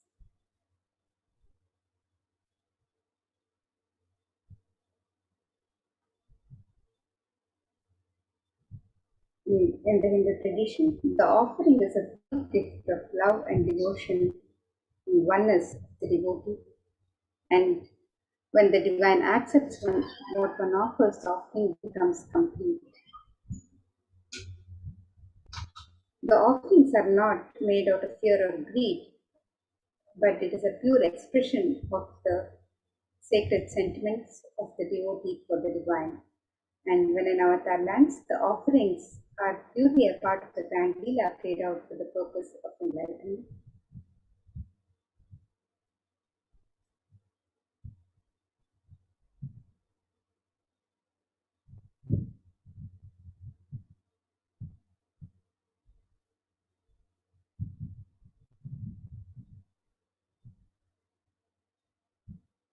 So let's now see the Dhyana shloka of Devi Parashakti, which describes her beauty and splendor as we contemplate on the divine form of Devi Parashakti and get ready to receive her darshan, prepare our traditional offerings and get ready to receive her darshan today. And this verse is from the Mula Agama Manonmani Dhyana. This is इन्दुनिभवेदकरवन्निनयनं स्यात् पङ्कजवराभयजपाक्षरसरयुक्तम् अङ्गहिमभूषणविचित्रवसनं स्यात् तुङ्गमकुटोज्ज्वलमनोन्मणिस्वरूपम्. The translation of this verse, it says, moon-like face holding the Veda book on hand, fire in eyes, with lotus flower gracing and blessing hands, and one hand with Japamala, beautifully decorated with jeweled ornaments and wonderful clothes and shining crown. Her name is Manonmani. And another verse from the Mula Agama, Manonmani Dhyana, describes it. It says, ध्याये देवीं त्रिनेत्रां शशिनिभवदनां वेदहस्तां दधानां सव्ये पद्मां वरदमपरे चाभयं चाक्षमालां दिव्यैराभरणैर्विभूषिततनुं ब्रह्मादिभिः पूजितां देवीमेव मनोन्मणिं प्रतिदिनं ताम्. The translation of this verse, it says, I meditate upon Devi with three eyes, glowing like a moon and holding the Veda lotus and gracing with blessing and facing hands. She is wearing beautiful ornaments. She is worshipped by Brahma and other many gods and showers auspicious boons for all actions every day. And in the Hindu tradition, the sacred element of gold is used in the various traditional rituals of worship and in the offerings to the divine. Let us look at the significance of this divine element of gold as described in this verse from the Atharva Veda. It says, Vedajutam janmanedam hiranyam agnirekam priyatamam babhuva somasyaikyam insitasya parapatata apamekam vedasam veta ahutatte hiranyam trividasvai vishe. The translation of this verse, it says, strictly born by birth, this is gold from the atoms of Agni is one. It becomes dearest to Agni. One fell away from the Soma when it was heard. One they call the seed of virtuous and powerful Apa, the watery molecules. Let that triple gold be for your long life. The gold is a divine element in the Hindu tradition. It purifies anything it touches. It is an element of great spiritual significance and spiritual power, of healing and enlightenment. The vibration of gold has the power to infuse sattva energy and positive thought currents in anyone who wears it and in anyone who sees or operates in its vicinity. Gold is present in all the Hindu scriptures, the Agamas, the Vedas, the Shrutis, Smritis, Itihasas, Puranas. In all the scriptures, it is abundantly displayed that gold is the most auspicious and purest metal which purifies our being. In the Hindu civilization, everything was built in gold, exchanged in gold. Ritual feasts were offered in gold bricks. When one was to be saved from life-threatening illnesses, gold was offered as a ritual fee. Gold was in abundance and used for weighing equivalent amounts of commodities, including cows. The kingdoms were built with huge doors of gold. The streets would have huge columns and huge archways made of gold. The horses and cows were dressed in gold. Hindu civilization thrived on the banks of rivers of gold. The Indus River was called Hiranmaya, the river of gold in Rigveda. The river Saraswati was called Hiranyavartini in Atharva Veda. Gold is a supreme element for offering gifts to the ones you love and revere. Temples are constructed and paved in gold. Deities are made in gold and decked and adorned in gold because it preserves the enlightenment energy and for thousands of years and it lasts forever. And now, let us look at the various traditional offerings we can offer to Devi Parashakti today as we get ready to receive her darshan and blessings. The first is the offering of the evening, where you can offer any amount of your choice and varieties. Similar to the offerings, the hundi offerings at the temple, where the devotee can offer any token of gratitude that they wish to offer to the divine. Devi is described as Bhakti Priya in this verse from Saundarya Lahari. Let us look at this verse. Bhakti Priya, Bhakti Gamya, Bhakti Vashya Bhayapaha, Shambhavi Sharadharadhya Sharvani Sharmadaini. The translation says, Devi is fond of true devotion and is realized through true devotion. She can be won over through true devotion and she removes all fear. If there's any fear in the minds of the devotee, Devi should remove the fear. It is stated that Devi likes to be worshipped in autumn. Here it is meant the autumn of our lives when our thoughts turn more and more inwards. The role of the divine is known and understood clearly. The need for Devi worship then becomes stronger. Shambhavi is the consort of Shambhu, Lord Shiva. Sharada is worshipped by Devi Sharada, Devi Saraswati. Sharvani is the wife of Lord Shiva. Linga Purana says Lord Shiva is called Sharva in his earth form, and Sharmadayini is Devi who bestows happiness on the devotees. And you can make the offering of the e-hundi to Devi Parashakti. You can offer your gratitude and Parashakti through these e-hundi offerings and be blessed with the auspiciousness and blessings of Devi Parashakti.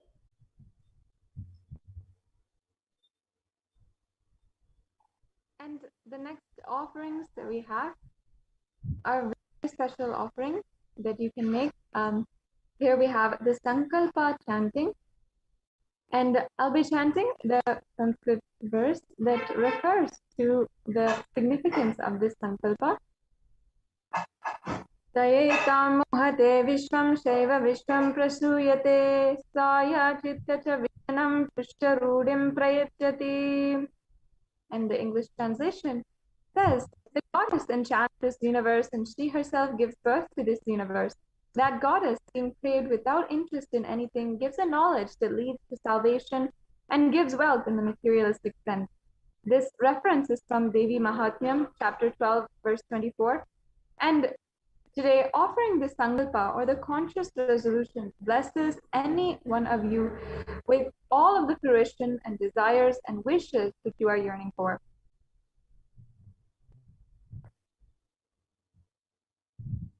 And the next offering to Devi Parashakti is the offering of the Sahasranama Swarnakasu. And Devi is described as Nama Parayana Prita, she who likes the repetition of her various names. And this sacred offering of the Sahasranama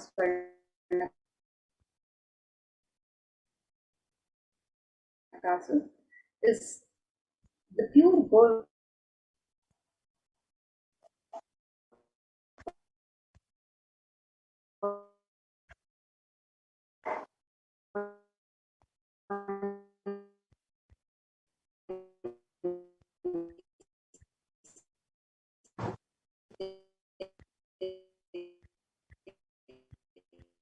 the names of Devi Parashakti, Veru of Devi Parashakti, and you can make this wish to offer. And with each point which describe qualities of Devi Parashakti, the devotee is also blessed to imbibe these very same divine qualities of Devi Parashakti. So you can make this offering of the Sahasranama Swarnakasu on the website www.kailasamila.com/seva.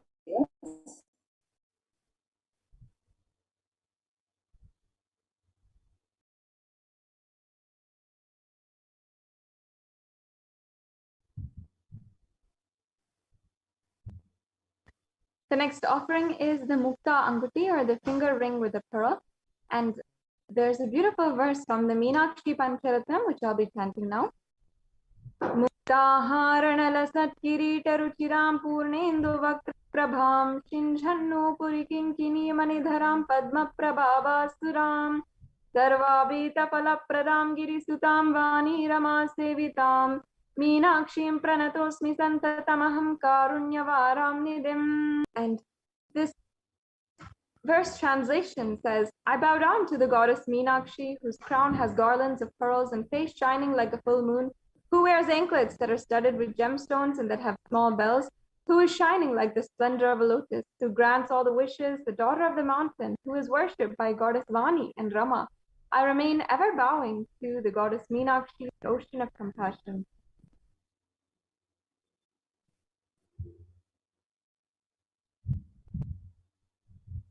In this offering, you can offer this pearl finger ring and receive the blessings to be showered by the compassion of Devi Parashakti and pure love in all your business endeavors.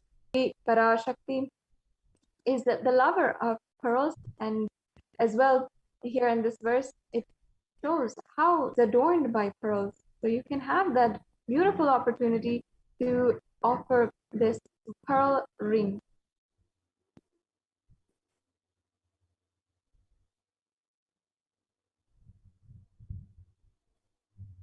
And the next offering to Devi Parashakti is the offering of the Swarna Padma Pushpa, the gold lotus flower.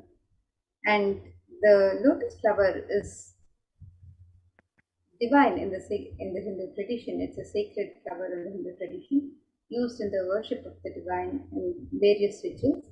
And this verse from the Kamika Agama describes one of the many significance of the lotus flower in the worship of the divine. We'll be chanting this verse now. It says, Ashtavidyeshwaropeta Kumbhavarana Samyutam Sarve Sasutra Vastrajya Hema Pankajabhushitaha Sapidhanas Satkurachascha Pakva Bilva Palaprabha Snapanadhyaya Samsiddha Pramanena Samanvitaha. The translation of this verse says, all the kalashas should be wound around with suitable thread and covered with a neat cloth. They should be adorned with lotus flower made of gold. And there are hundreds of scriptural references in the Hindu scriptures to using the lotus in the worship of Paramashivoham. Almost everything in the worship of the ultimate involving the consecration of deities of worship or meditating on the mudras or asanas used during worship involves the lotus flower, the lotus leaf, the lotus pericarp, the lotus petals. The lotus is a divine flower in the tradition. The Shakti of Paramashiva is also called the lotus. The base of the Paramashiva Linga is a lotus. The disciple of Paramashiva is also considered a lotus, the one who is about to bloom. You can make this offering of the gold lotus in any of 3 different sizes as you wish to offer, and be blessed to have the states, powers, and being of Devi Parashakti in your inner space amidst any and every adverse situations in life.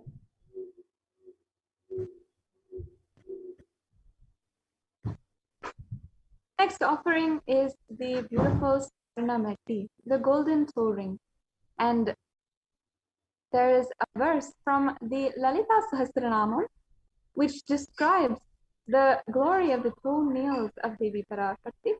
That I'll now chant. Nakhaditi samjana namajjana tamo guna padadvaya prabhajala parakrita saroruha. The meaning says, you whose brightness from toenails destroys the darkness of ignorance from the minds of your devotees who prostrate at your feet, you whose brightness from your 2 feet overpowers that of the lotus flower. It's a very beautiful verse from the Lalita Sahasranamam describing the toenails. And if you offer this toe ring to Devi Parashakti, adorning her sacred feet, you can be in the constant gratitude for receiving her blessings in even the most difficult aspects of your life.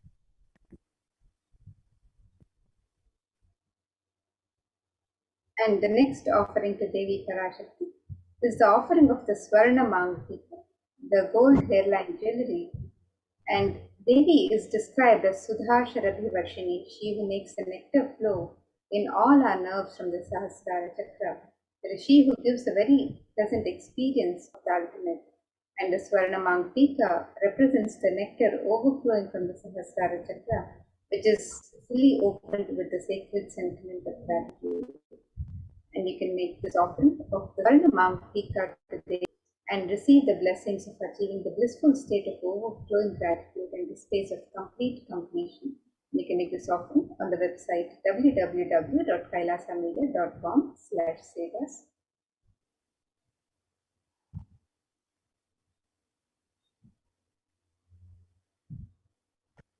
Yes. And the next offering we have is the Pratyaksha Pada Puja. Once again, the verse here describes the illumining splendor of Devi's toenails. This is the same verse which we had just chanted before. And this is slokam number 83 of the Saundarya, which states that the nails have been sharpened by constantly being touched by the crowns of celestial beings who prostrate before Devi. Tamoguna is darkness, and in this stotram, tamas is indicative of ignorance in the minds of devotees. And by constantly prostrating before Devi, the ignorance is removed and they attain knowledge. Whether it is Adi Shankaracharya, who had sung the lyrics of the Guru Paduka Stotram, or even Satya Sai Baba in the modern day, who has sung the greatness of offering worship at the Guru Charana, or even the Supreme Pontiff of Hinduism, who has spoken so much, initiated thousands into the Pada Puja and the Guru Puja as well as Shiva Puja, and the Guru Tattva, the initiation into the beautiful Guru-disciple relationship. Guru is the utmost being who in Sanatana Hindu Dharma is worshipped the most and revered the most. So offering this Pratyaksha Pada Puja will bless you with all the auspiciousness and blessings of the Supreme Pontiff of Hinduism, and you can manifest the reality which you want.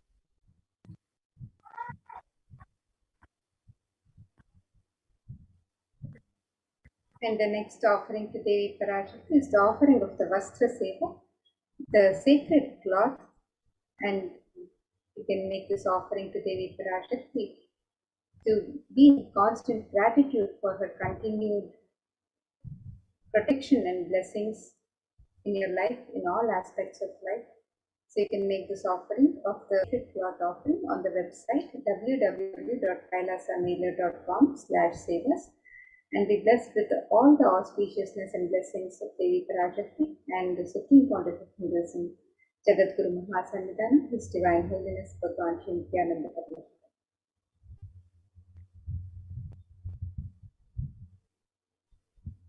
Here we have a summary table of all of the different offerings that we are being able to present to you today. So we have the e-hundi offering, which you can make for any amount, any donation that you'd like to do. The Sankalpa chanting, which is just $1 for the offering. The Devi Sahasranama Kasu, which has 3 different denominations that you can choose to offer, $75 or up to $251. And the Mukta Anguti, which also has 3 denominations, $251, $501, or $750. The Swarna Padma Pushpa, which also has 3 denominations, which is $600, $1,200, or $1,800. The Swarna Metti, which has an offering of $750. The Swarna Mangtika, which is also an offering of $750. The Pratyaksha Pada Puja, which is $1,008, and the Vastra Seva, which is also $1,008. So once again, if you'd like to make any one of these offerings, you can go to tiny.cc/Devi-offerings right now. And next, we'll be taking you through how to make this offering. And also, we'll be going over the steps of how you can make an offering today. The next occasion on which we'll be able to offer these beautiful offerings, the Pratyaksha Puja especially, and is Diwali. So you can also go ahead and check out this link for the Deepavali offerings that you can make. And you can also go ahead and come here to this link in order to choose from the array of different offerings that we have presented to you today.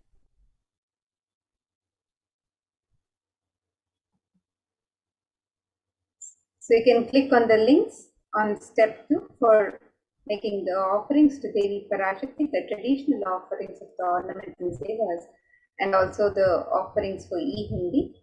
And you can also click on the link on step 1 and fill out the form on step 1 if you would like to make an intention to make an offering and receive the blessings of Devi Parashakti to manifest your intention into reality. And once you've made the offerings on the website, you can also fill out the details of the Sankalpa for yourself and your family members in the form on step 3. So now let us look at the links where you can make these traditional offerings. The e-Hundi offering can be made in multiple currencies: the US dollar, the Australian dollar, the New Zealand dollar, the Canadian dollar, the euro, the Indian rupees, the Singaporean dollar, the Malaysian ringgit, the Great Britain pound, and the Chinese yen. And you can make this offering in any amount of your choice.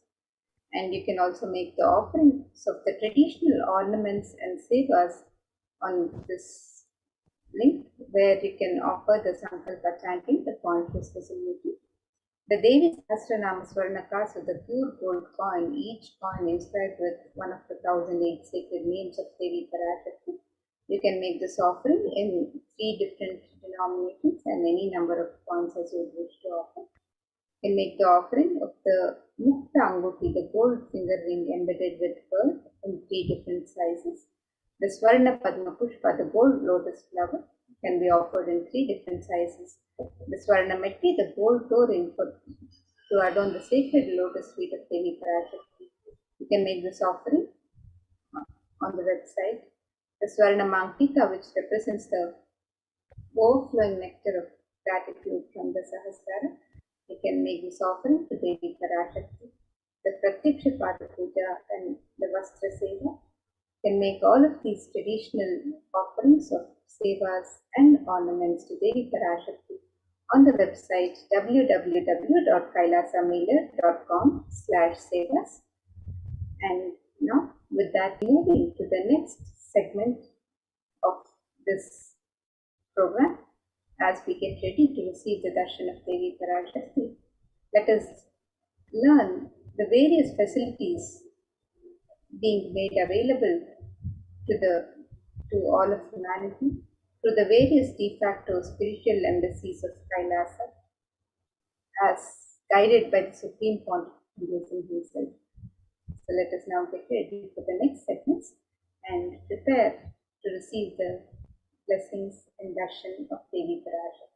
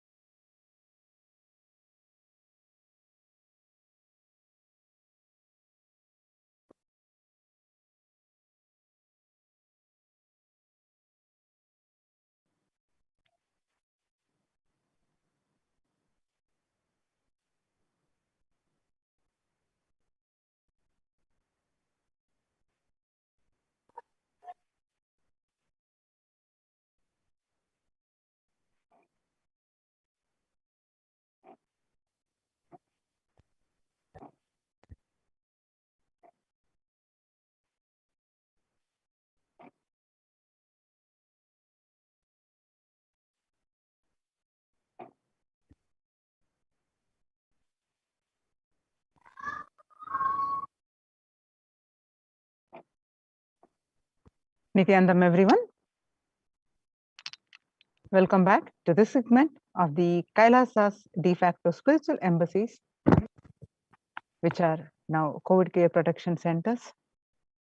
With the blessings of the Supreme Pontiff of Hinduism, Jagat Guru Mahasannidhanam, His Divine Holiness Bhagavan Nithyananda Paramashivan's blessings, let's start with the Sadguru Vandanam. Nithyanandam Paramasugadam Kevalam Jnanamurtim Dvandvatitam Gagana Sadrusham Tattvamasya Ekam Nityam Vimalamachalam Sarvadi Sakshibhutam Bhavatitam Triguna Rahitam Sadgurum Tam Namami.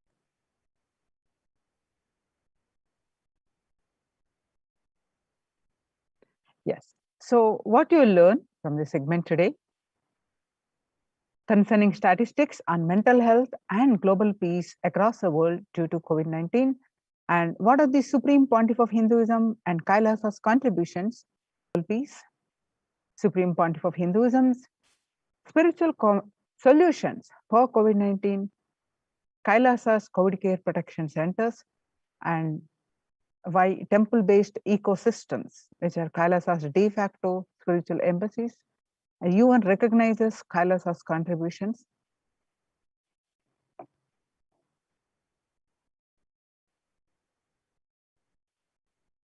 The crisis that we are under. Today, people around the world are trying to grapple with the grim reality that the pandemic is far from over. The aftermath of the current calamity promises to be much more devastating. The greatest economics of the world are facing disastrous futures. Countries are facing off each other in deep mistrust. Now let us see some statistics and current news. In Australia, reported a record high cases of COVID-19 when the country continues to battle the third wave of COVID-19 infections. There were more than 2,400 new locally acquired infections reported nationwide. That figures are passing 2,000 in a single day for just the second time. The World Health Organization makes a big statement about the Delta variant of COVID-19. COVID-19 has now killed more Americans than the influenza pandemic of 1918 to 19. The 1918 to 19 flu infected about 25% of Americans and killed an estimated 0.65% with 675,000 deaths. COVID-19 has infected more than 12% of Americans and killed about 0.2% with 676,000 deaths. Now that the US death toll from COVID-19 has surpassed 676,000, the coronavirus pandemic has killed more Americans than the 1918 to 19 influenza pandemic did, and it is now officially US deadliest pandemic. Axios and the Associated Press both reported the grim milestone recently. People infected with alpha variant exhales 100 times more virus than the original COVID strain. 6 feet distance may not be enough to prevent viral transmission indoors. Delta variant still most concerning, says the World Health Organization's experts. COVID-19 pandemic is nowhere under control in the US, says the Chief Medical Advisor, Mr. Anthony Fauci. And COVID-19 made the world less peaceful. With the increase in violent incidences, fatalities from January 2020 to April 2021. Younger adults are more likely to report symptoms of anxiety and or depressive disorder during the COVID-19 pandemic. The average share of adults reporting symptoms of anxiety disorder and or depressive disorder from January to June 2019 was 11%, and the same anxiety disorder and depressive disorder in just 1 month of beginning of this year in January, 1.1%. Some more statistics confirming the same, that the share of adults reporting symptoms of anxiety and or depressive disorder during the COVID-19 pandemic, that younger adults are reporting more symptoms than the older adults. Stress in America 2020, a national mental health crisis. COVID-19 is a significant stressor for most Americans. Nearly 8 in 10, which is 78%, say the coronavirus pandemic is a significant source of stress in their life. Nearly 7 in 10, which is 67%, say they have experienced increased stress over the course of the pandemic. Of the health workers who treated patients during the China's COVID-19 outbreak, 50% showed signs of depression and 45% showed signs of anxiety. Before the COVID-19 was 15%, and the self-reported mental health among pregnant women and new mothers. Now, what it was, the depression 15% before the pandemic. Now, during the pandemic, it rose up to 40.7%. And before the pandemic, the anxiety levels were 29%. Now it rose up to 72%. Living under stay at home, 8 in 10 students are struggling with focus on school or work and avoiding distractions. And 55% of all students do not know where to go for help for their mental health. Nearly 82% of women surveyed, the working women, said their lives have been negatively disrupted by the pandemic. The global economic outlook during the COVID-19 pandemic, a changed world. According to the World Bank, the pandemic is expected to plunge most countries into recession, with per capita income contracting in the largest fraction of countries globally since 1870. The International Labour Organization, COVID-19 is a threat to peace building in conflict-affected nations. The COVID-19 crisis has worsened already fragile situations. The ILO is more aware than ever of its responsibility to promote peace and resilience in the time of this global pandemic. Mumbai mayor says the third wave is here, and the city mayor said that the third wave of COVID is already upon Mumbai. A breakthrough infections found in 25% of health staff, and new COVID-19 variant Mo shows vaccine resistance. So now that we have seen the statistics across the world, not only is a concern of the fatalities, mental health getting affected, especially in younger generation, and which is leading to affecting the global peace. So how to cope up with the current COVID-19 pandemic? It is important to address the COVID pandemic, which is seeing another wave, destroying many more lives. The Supreme Pontiff of Hinduism says the pandemic fatigue setting in as a result of continuous lockdown is resulting in delusional ignorance. Holding on to the delusional and supporting this space of delusional decisions leads to delusional arrogance. Continuous lockdown leads to delusional thoughts like, so what, if I die, it's okay. I can't live forever in this lockdown, going out and then exposing oneself and putting the risk on yourself and others with irresponsibility and insensitivity with a delusional arrogance. The global COVID virus pandemic has left the whole world desperately looking for answers. Life, as it had been experienced even back in February 2020, is no longer recognizable. Drastic change is the order of the day, with people having to redefine the world with the new paradigms of economy, society, faith, religion, and health. Blessed are those who have had the greatest fortune to be with the incarnation of Paramashiva, the Supreme Pontiff of Hinduism, in their lives to carry them through this crisis. Join the Kailasa's COVID Care Protection Centers with the link below with https://kailasa.org/kailasa care. Sustainable developmental goals. Making peace with the nature is possible if we start now, and even amid a pandemic, 2021 can go down as the year we made peace with nature and set the planet to healing. Our environmental, social, and economic challenges are interlinked. They must be tackled together.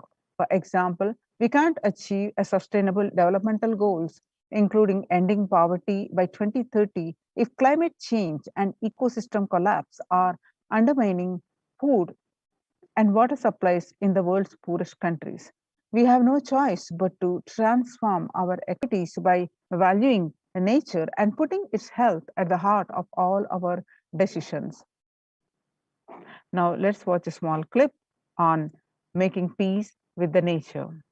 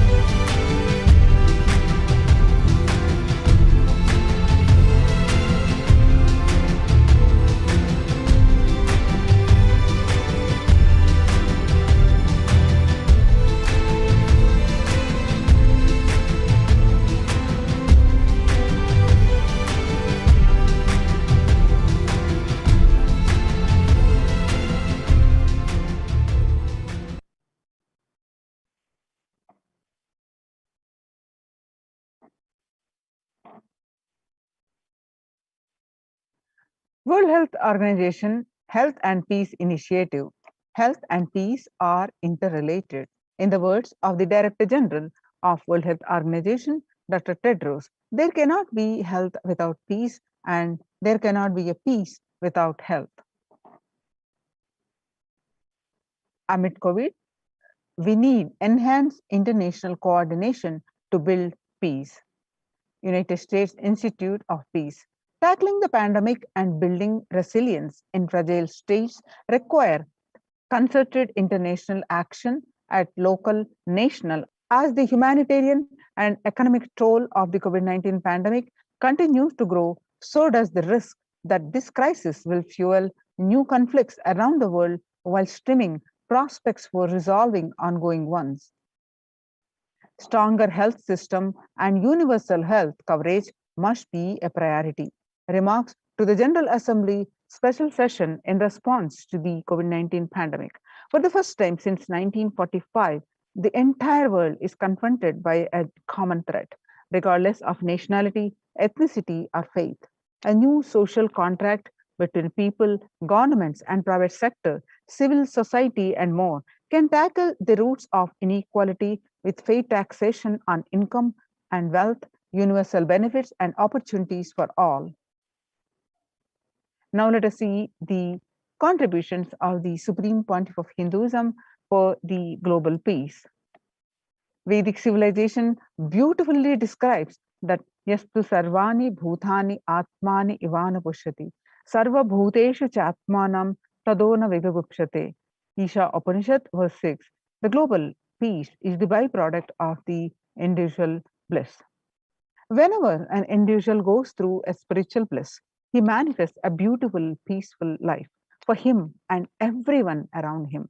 If he is powerful enough, he moves the whole city and manifests peace. He is more powerful, he moves the whole village and whole country. If he is powerful enough, like incarnations, he moves the whole world and manifests peace for them. Understand, the individual bliss is the source for the global peace in the level of Om. The microscope and microscopic level Om are the macroscope level universe. Whatever level it may be, the global peace is the byproduct of the individual bliss and individual peace. Now, how do we get that individual peace and bliss? By practicing unclutching, by practicing completion. Now, let's understand, in the words of the Supreme Pontiff of Hinduism, describing the techniques for completion and the unclutching.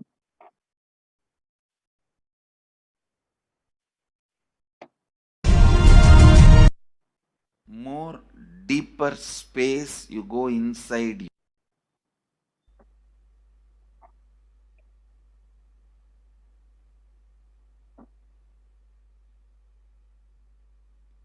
Today I wanted to expand on the science of completion.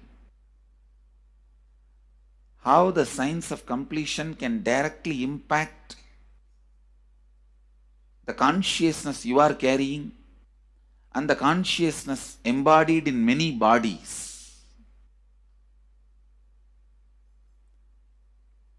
Please understand, the more deeper you go inside you, means more deeper space you go inside you,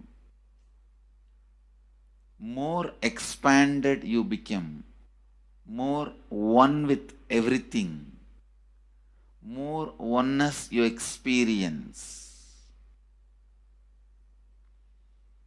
Because the more deeper you go, the more you experience the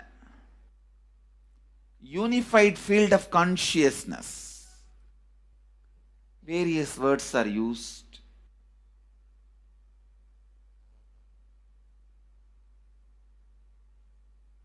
Some of the Hindu traditions uses the word Atma, Brahman. Some of the Hindu traditions use the word Nirvana. Whatever word you may use, Atman, Brahman, Nirvana, unified field of consciousness, whatever. But one thing I want to tell you, the deeper and deeper you go in your inner space, you experience the vast oneness.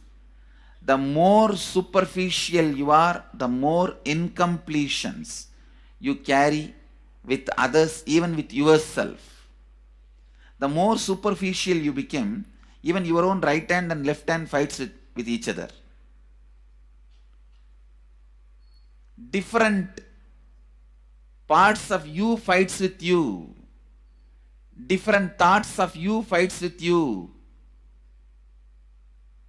Even you fight with you, the more superficial you go, the more deeper you start traveling. First, you get integrated. The you fighting with you stops. Then, the people around you get integrated. They fighting with you stops. Completion with yourself, then completion with others, then comes completion with other things, not just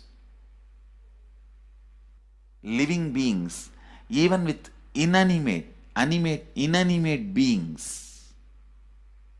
the completion starts happening. Even with a nature, completion starts happening.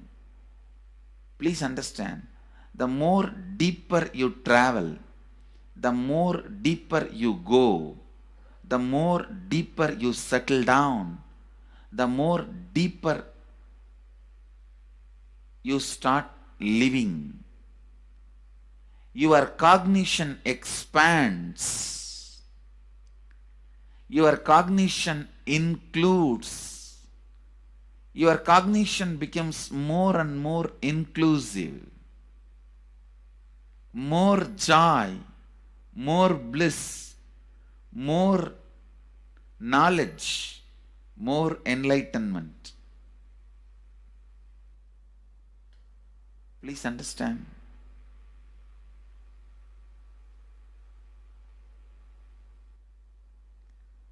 The more and more completion happens in you, you will see everyone around you feels complete with you.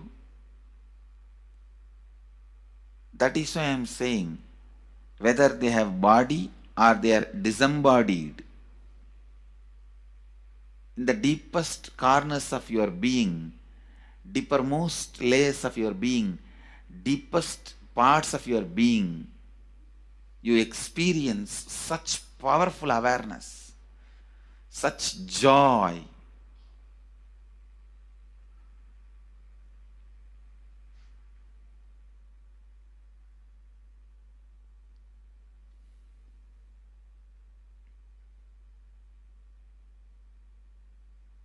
Going into the deepermost corners of your being, not only is a joy, it's a power.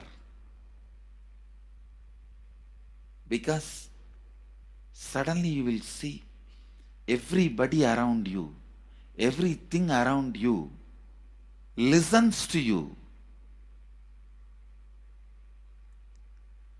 It really becomes a vibrant power where the tendency to exploit is not there. Listen, that's a very important thing. Power without the tendency to exploit. Because as long as you feel the other person is separate from you, when you get the power, it will always be used for exploiting. Because the other person is separate from you, then naturally what you will feel? Let me suck all the possible energy, intelligence, time, talent, treasure. But when you feel the other person is your own extension, you will see, you will be showering so much, enriching so much. The power you have will not be exploiting, it will be enriching. I tell you, even if death comes at this moment, I can tell you very clearly, I can face the death directly and tell the death, I have enriched every human being more than what I received from anybody. I have given to every human being whom I met in my life more than what I received from them. My accounts is clear. I am ready. Come on, let's go. My accounts is clear. I don't have debt. No credit card money to be paid, loans to be paid, no debit card, no credit card. My accounts is clear. Understand, when you feel everyone is your extension, the power given to you, the power you gain, see, any living is power. Powerful way. Even in that, you will become powerful. So any lifestyle you choose, you will get power in that field. whether it is exploiting or enriching, murdering or raping, or go on serving. Whatever lifestyle you choose, living is power. When you go into the deepermost core of your being and start living based on completion, I tell you,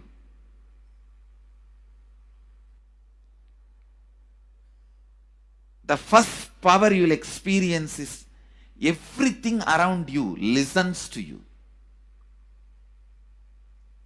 That power will simply make you enrich everyone. The best power you can have through living is power of enriching. Whatever you do, as I said, whether you live the life of enriching or exploiting, you will become powerful. I tell you, the power of exploiting brings more and more conflict within and without. And those conflicts naturally bring suffering. And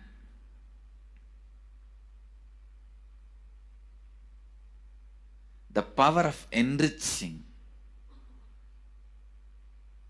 brings more and more completion in you and in others.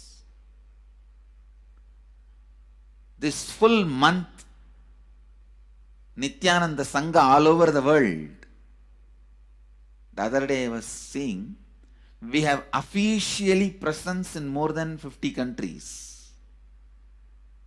As devotees, group of devotees, we have presence in 100 countries. All over the world, we are going to celebrate this whole month for Global Peace Month, impacting global peace.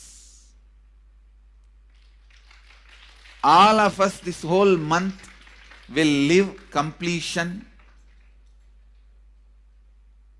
and do samskara dahana kriya, means burning the patterns which separates us from others, burning the patterns which are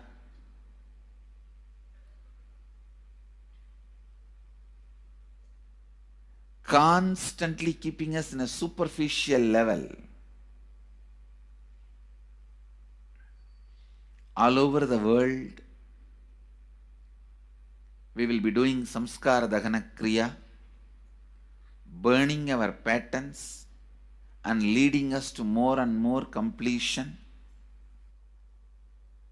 And we also have special 3 Nitya Dhyana Yoga program teaching people science of completion and facilitating samskara dahana kriya. This month, 20th, 21st and 22nd,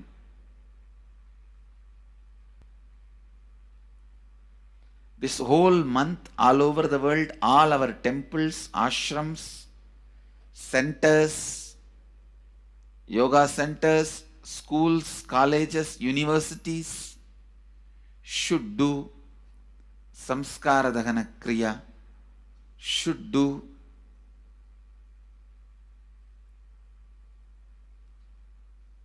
the practice of burning all the incomplete conflicts, bringing more and more peace inside us and outside us, spreading peace. This whole month, let's impact global peace. Let us really contribute to the global peace, not just talking about it. Let's do it. Let's do it. Not just talking about it. Let's do it.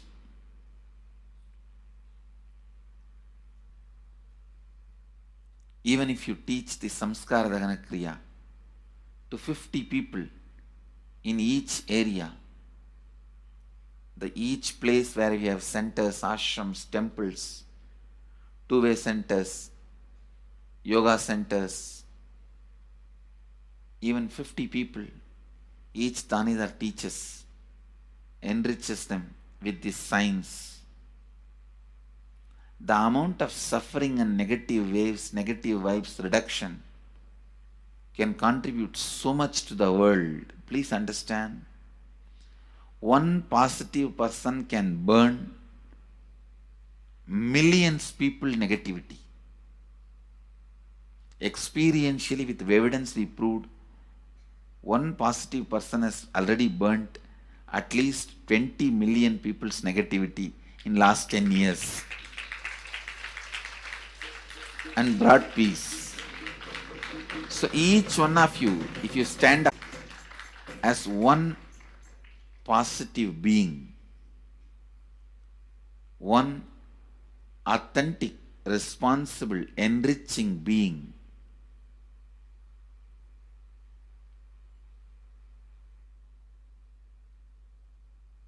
I tell you,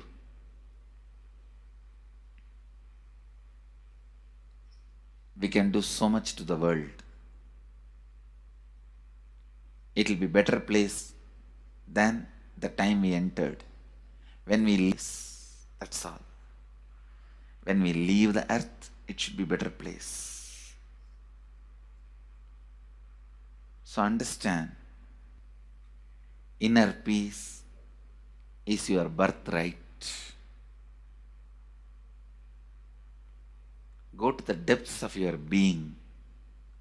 Bring more and more completion into you. Completion with others. And start living Advaita. Today in the Inner Awakening session, it's all about completion with others. So last 6 days, literally, you worked so much, one by one by one by one by one, layer by layer by layer by layer. The completion with yourself. Now comes completion with others. Today, we are starting the science of completion with others.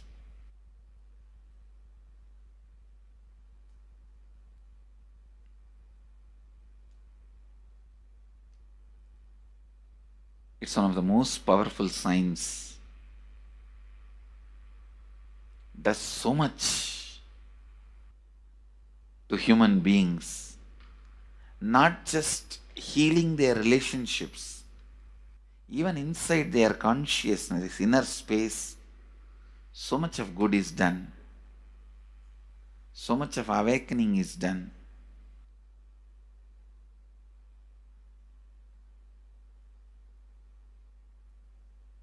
See, when you have completed with others, the kind of strength you feel is the power of Advaita.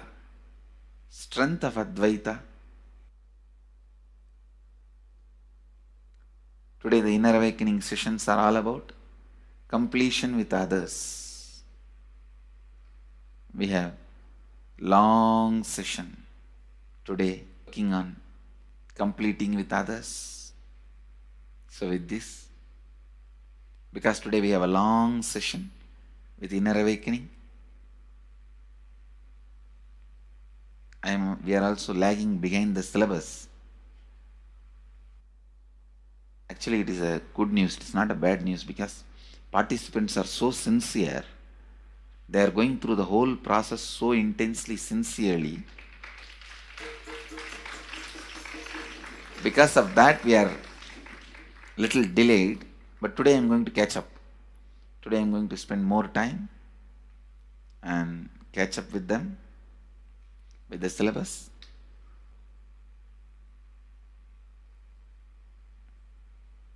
I conclude today with this. I'll move to the next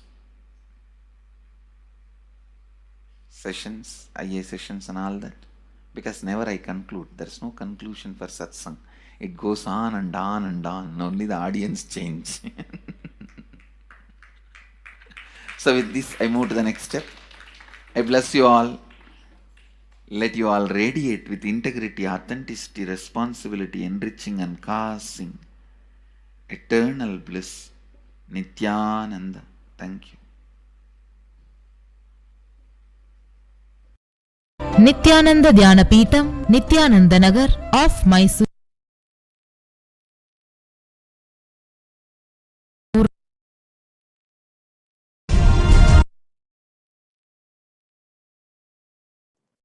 Now let's listen from the Supreme Pontiff of Hinduism that the self-transformation is the secret to global... Social answer means I'll tell, oh, you should all work for global peace. You should all work for turning the world. You should work for revolution. You should work for all these, that things. You should vote only the party which says that it will stop the war and all these things. This is the social answer. Nonsense. If you want the honest answer, I tell you, simply transform yourself. You can't do anything. If at all you can do, you would have done it. Be honest. If you can do, you would have done it. You are raising this question because you are not able to do. Am I right? So let us be very clear. Let us be honest. Socially. That's the truth. That's the reason you are sitting here and raising the question. I tell you, understand few important things. There are a lot more attached to this question. There are many things which is attached to this question. We always feel the present is the world is totally spoiled. It is not going according to the rules or how it is supposed to be. It was wonderful once upon a time. In ancient time, things were going properly. Everything was well and great. And I tell you, 10,000 years ago, they found some writings on stone in Harappa Mohenjo-daro culture. Some stone writings have been discovered. I read a beautiful book about that stone writings. That writings, it says, oh, nowadays the society is not as it should be. So much of war. There is no peace. In the early times, there was so much of peace. Society was really great. Things were as it should be. And it almost looks like a today newspaper editorial. Years ago, the same thing carved on a stone. Then understand, there was no such time as only good prevailed. It is just a fantasy.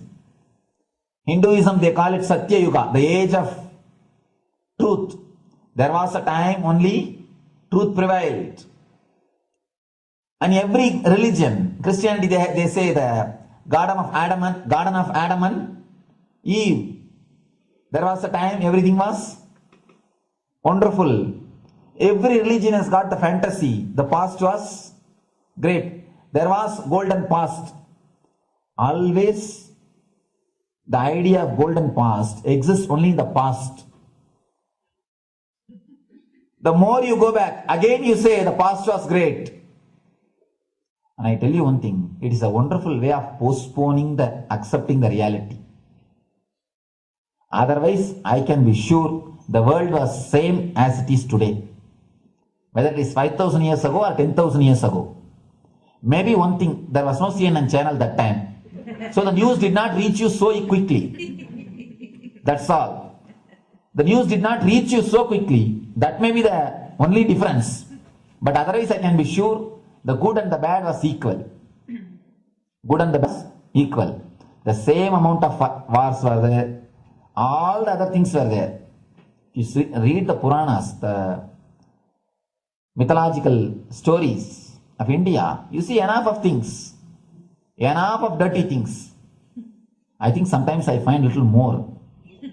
And if you read completely the Puranas or the Hindu scriptures, there are a lot of things much worse than modern day.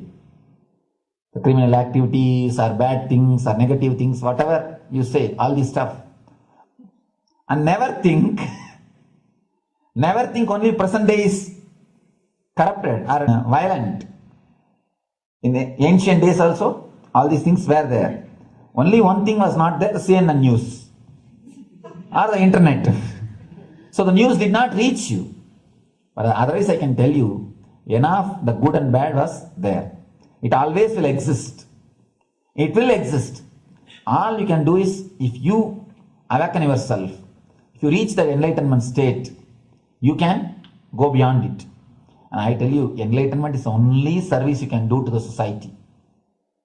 Just become enlightened so that you will reduce the negativity. Now, as of now, you are also the part of negative group. Naturally, we will be a negative group. As long as we are unenlightened, we will be the part of collective negative consciousness. So if you become enlightened, at least you will reduce your weight. That's the only thing we can do. Nothing else can be done. So all I request you to do is just become enlightened. Realize that you are a lion. That's the only way to help yourself and the society.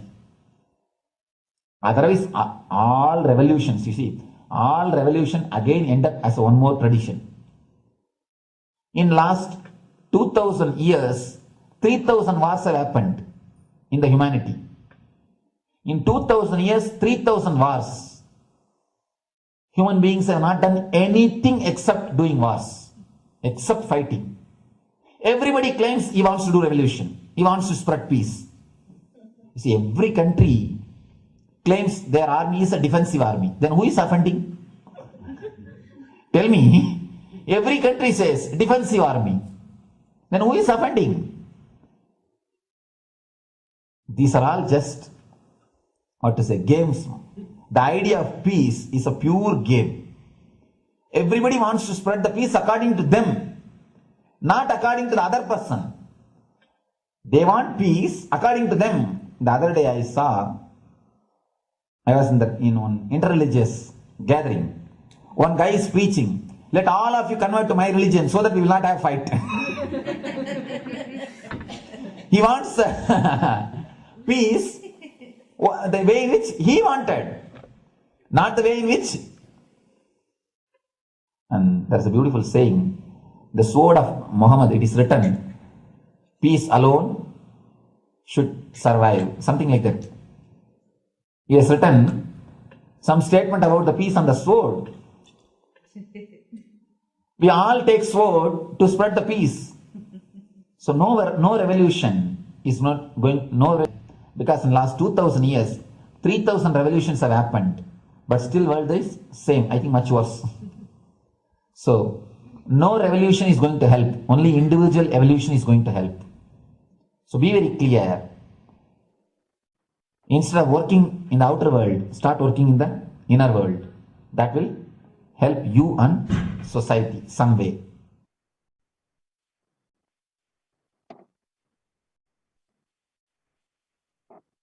Now, the Supreme Pontiff of Listen Hinduism carefully. says, Sri Kailash is all about peace-based powerfulness.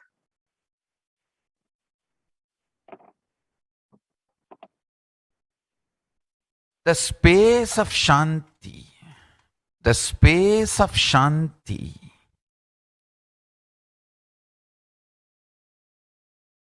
is where Kailasa grows. Listen carefully. It is in the deep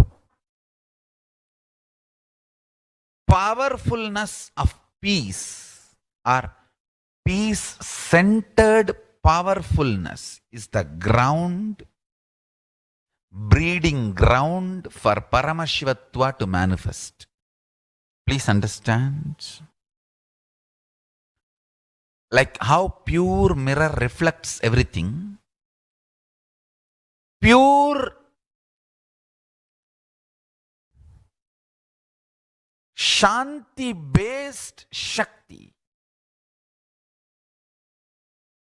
peace-based powerfulness reflects Paramashiva. Paramashiva manifests in peace-based powerfulness. Please understand. Neither violence nor powerlessness. Powerlessness is weakness. Violence is abusive. Peace-centered powerfulness, powerfulness centered peace. All the Upanishads starts with peace, completes with peace. Shanti mantra starts with Shanti mantra, gets completed with Shanti mantra.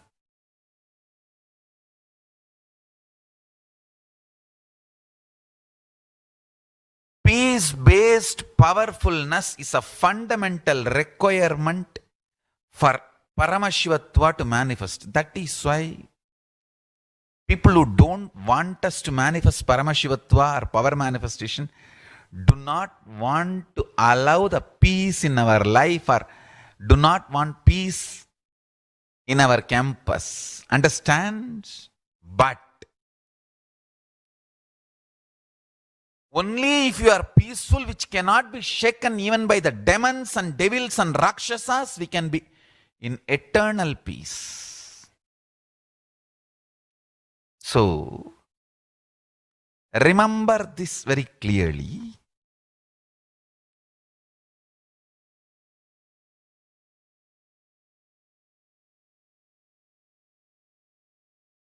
Peace alters the very DNA structure, genetic structure, the core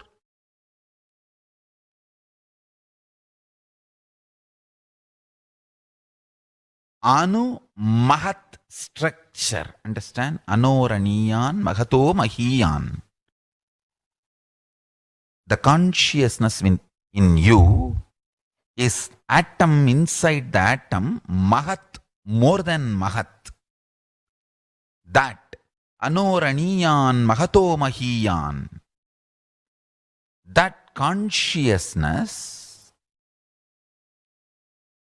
starts growing in you with more and more peace-based powerfulness developing in you. Nothing can be compared to unclutching. Spend more and more time, energy in unclutching. It will never be wasted. Time spent on unclutching is the most productive time for you in your life, because unclutching completely makes you altogether a different material. Understand? It makes your very biomemory, muscle memory, core structure, molecular structure, genetic structure, DNA structure, everything. All the 8 energy flow circuits, 7 energy flows, 1 the pure conscious explosion. So totally 8 energy flow circuits exist in you. All the 8 explodes when you unclutch. Understand? Unclutching is the space of Sri Kailasa.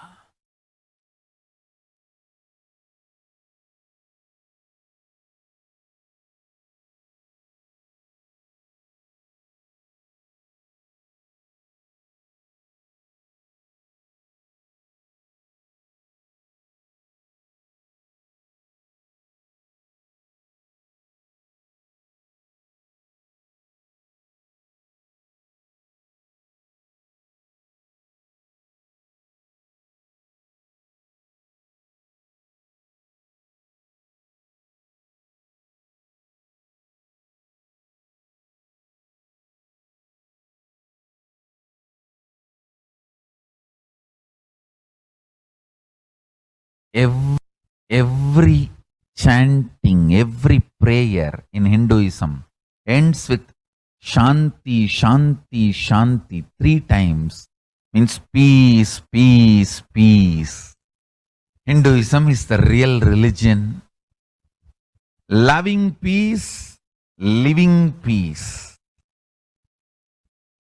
Individual level, social level, global level. understand,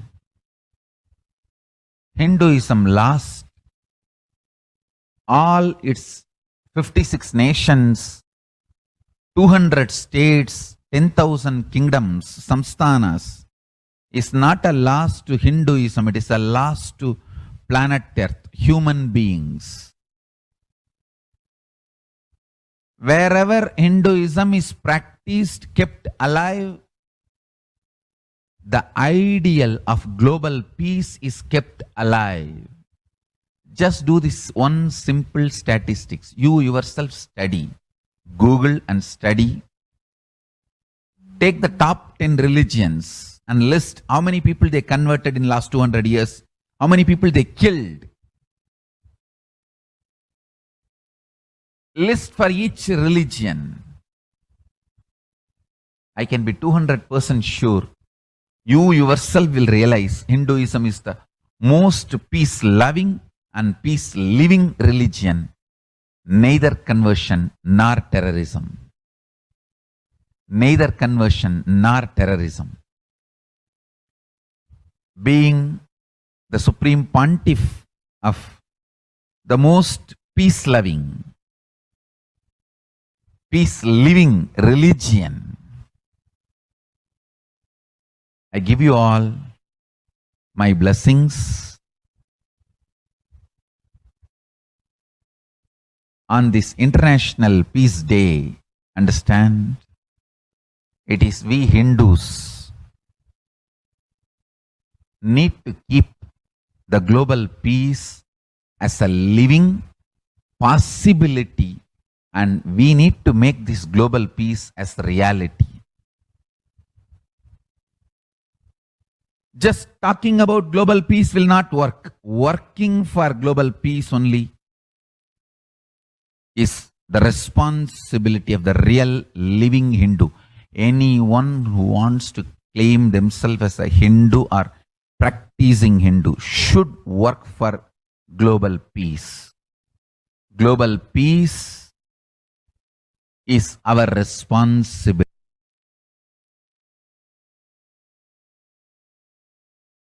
Every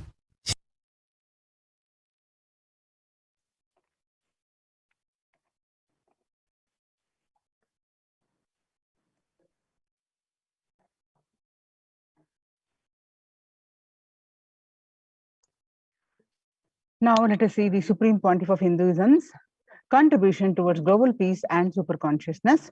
It is the Supreme Pontiff of Hinduism's mission to revive a conscious world where the global issues at the climate, economic, social, health, and humanitarian levels cease to exist from their very root, turning the problems of poverty, hunger, violence, and discrimination into powerful living through the experience of oneness. The Supreme Pontiff of Hinduism has been working from the very grassroots level to usher in an era of peace at all levels, individual, societal, national, and global.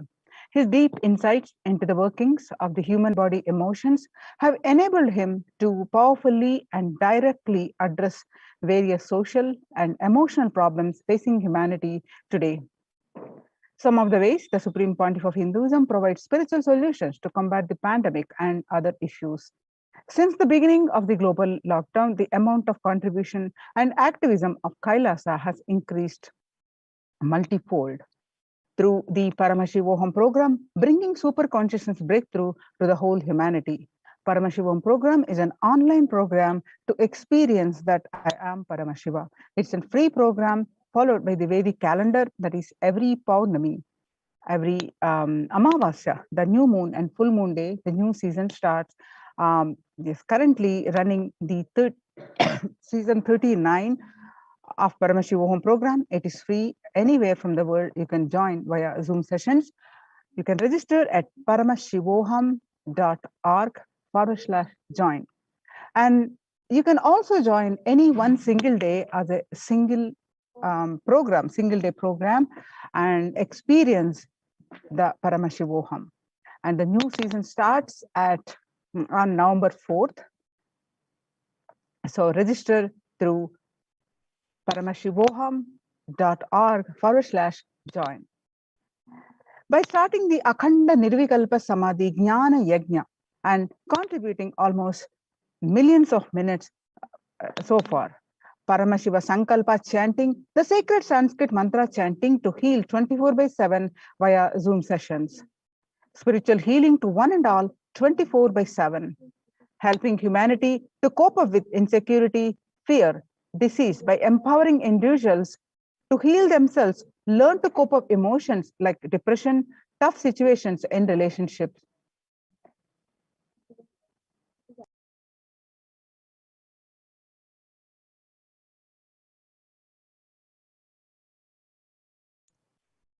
Helping humanity to cope up with insecurity, fear, disease by empowering individuals to heal themselves, learn to cope up emotions like depression and tough situations in relationships, providing alternative solutions to worldly problems through power manifestation.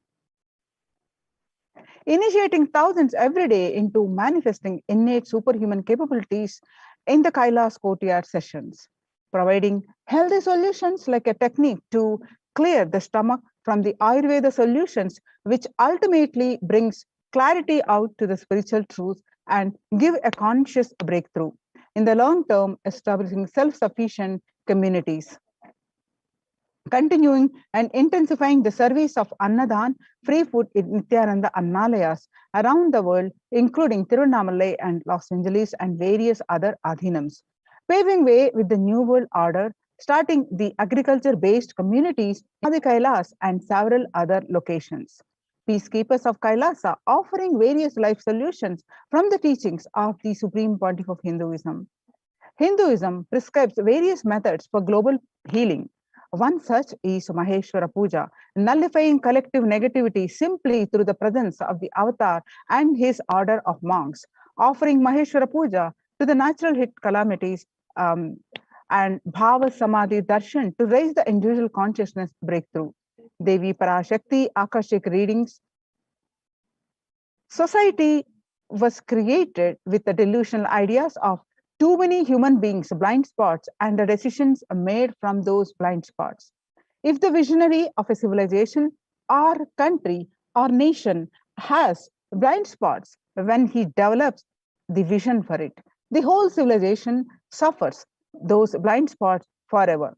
Now it's time that nature, Prakriti, resets itself, and many of the blind spots based visions, ideas become important components of the society. This pralaya which is happening is melting down everything which is delusion based. The world as we know is gone. Let us celebrate God.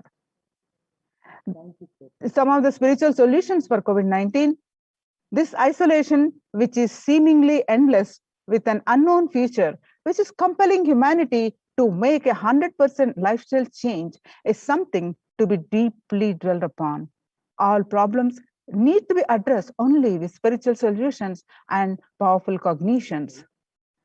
To stop people having mental breakdown, pandemic fatigue, collapsing, depression, destruction, and also give them the super consciousness breakthrough and revive the enlightened civilization, the Supreme Pontiff of Hinduism continuously gives the spiritual solutions and powerful cognitions.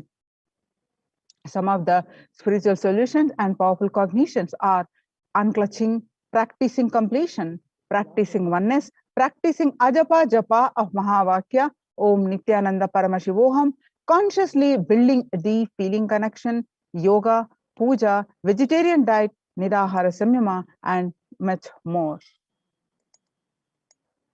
And all these spiritual solutions are free.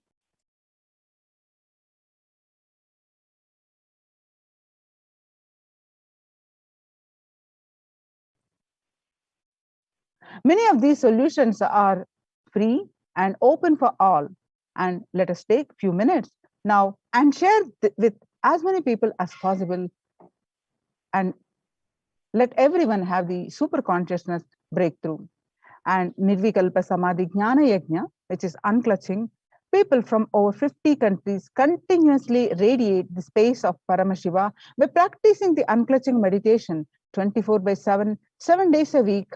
And it started from 13th May 2020. And now at any given point of time, there are 4 to 8 zones actively unclutching around the world. Join this movement at http://kailasa.tv/minutes for peace.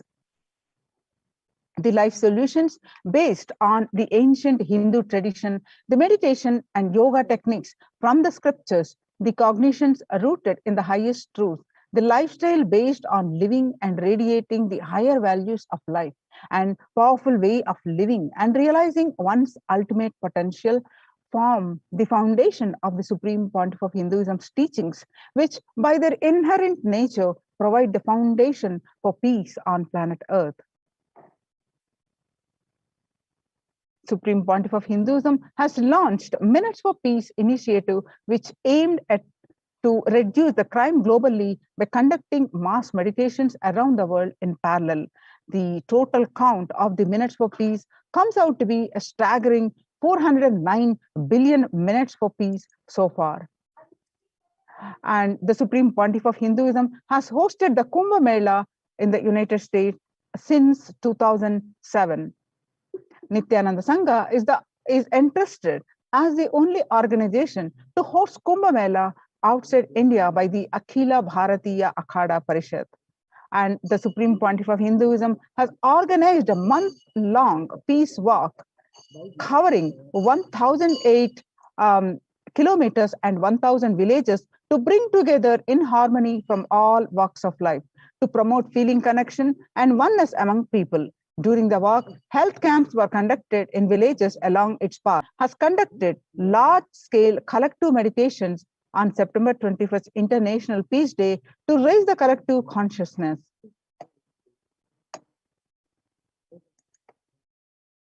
One of the greatest contributions that the Supreme Pontiff of Hinduism is doing, the initiating thousands into sannyas.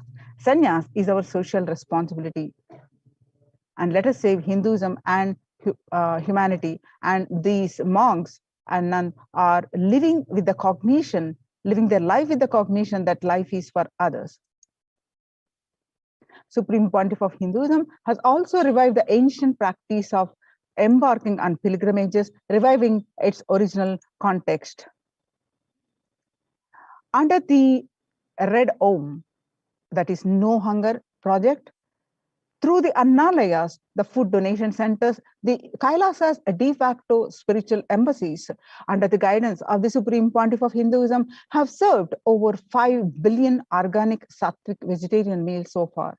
Giving free food to all the citizens is the economic policy of Kailasa, deriving the reference from the Vedas and Agamas. Recently, under the humanitarian initiative launched by the Supreme Pontiff of Hinduism, is the opening of Kailasa's COVID care centers in India, where the monastery campuses have been turned into a multi-layer quarantine facility to safeguard the inmates against any possible point of contact with the outer world. The Supreme Pontiff of Hinduism has opened this service free to all people, regardless of any differences in age, gender, caste, creed, ethnicity, color, or socio-economic status. Food, shelter, internet, and all basic facilities, including medical care, are provided at these COVID care centers, free of cost and for an indefinite period of time. The outcome has been splendid, zero infection rate so far among the participants, a feat not achieved anywhere else in the world, let alone in India. This response model of handling the COVID-19 pandemic at a community level, along with the guidelines and recommendations for the governments, has been recognized and accepted by the United Nations as well. You can see the glimpses of the Kailasa COVID care centers. Join the Kailasa's COVID care protection centers. Register now through the link below with https://kailasa.org/Kailasa care. The link again, https://kailasa.org/Kailasa care. With this, we are going to move on to the next part of our segment of our program after a very short break. Thank you so much. Nithyanandam.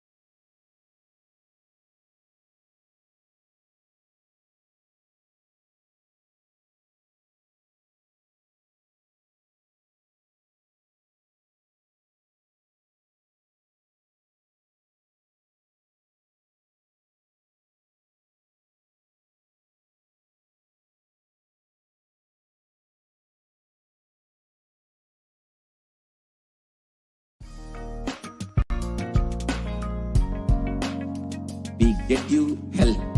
We get you ability to build beautiful relationships in your life. We get you direct spiritual support, and we make sure you become wealthy.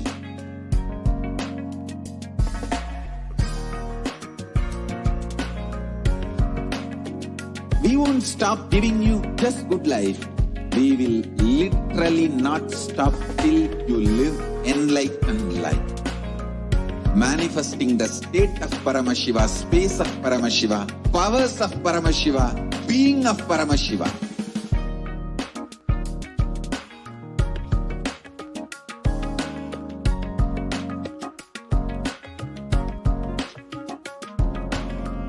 Whole world should become e-Kailashians. I want the whole world to know Hindus have something great to contribute to the world.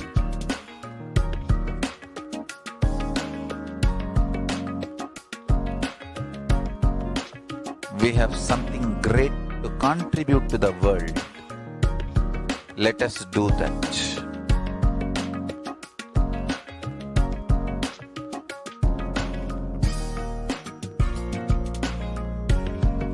E-Kailasa is proper customized spiritual service helping you to identify your root patterns of suffering.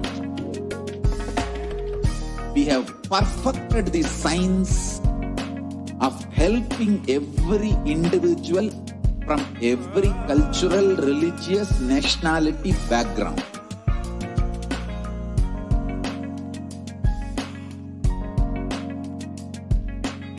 You will have lowest reactionary assumptions, highest awakened response, alive response for life continuously.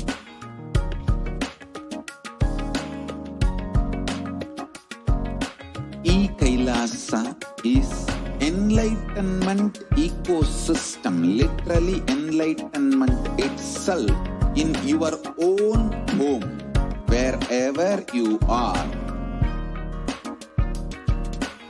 Proper customized spiritual service helping you to complete with your life negativity, withdrawal from life, self-hatred, self-denial, self-doubt, so much of tiredness, laziness. We can support you aligning your diet, your attitude, your aptitude, your understanding about life. We can help you with everything.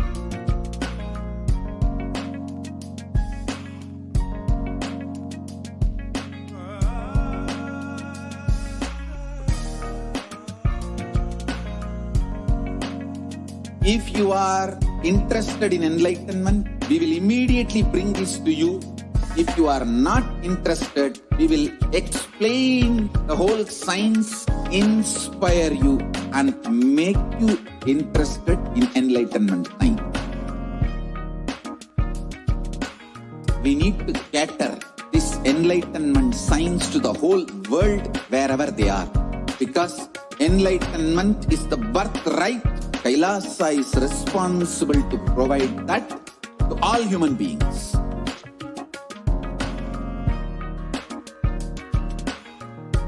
Kailasa is the totality of the knowledge I received from my gurus and practice manifested in my life, perfected by teaching millions of people from all cultures, time zones, backgrounds, genders, nationality, race, from every creed.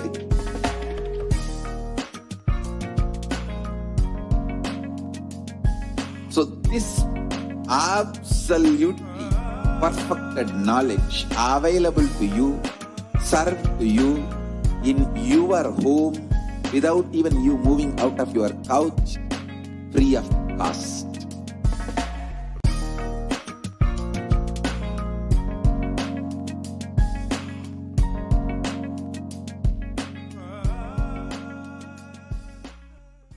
Just be alive for next 3 years. Don't die within next 3 years.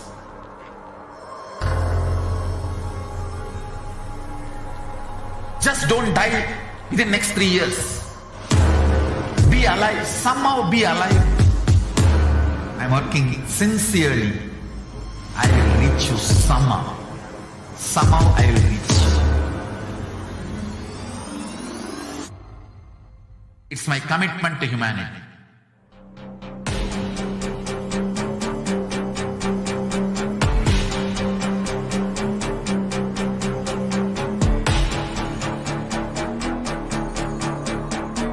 Just don't die within next 3 years. I will reach you wherever you are, whichever corner of the world you may be. I will reach you with enlightenment. You manifesting the state, powers, being Paramashivoham. It is possible, and it is possible for you.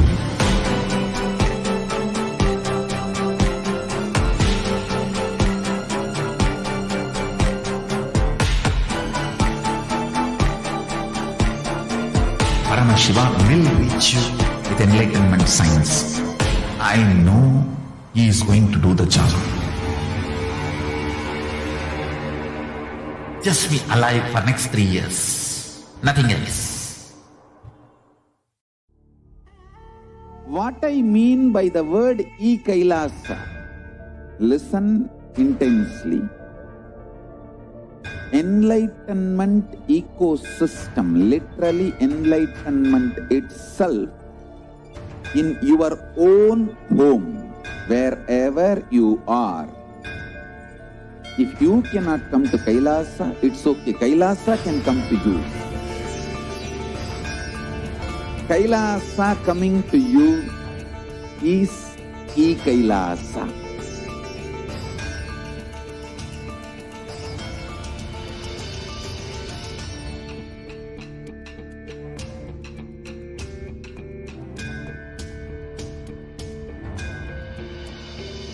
I will revive Hinduism. I am a Hindu revivalist, not by any revolution, but by evolution.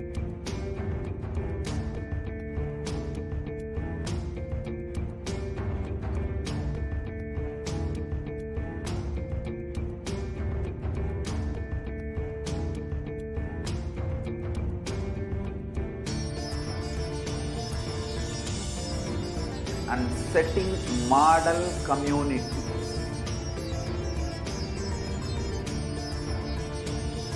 Kailasa, enlightenment ecosystems, Sarvanya Pitas all over the world.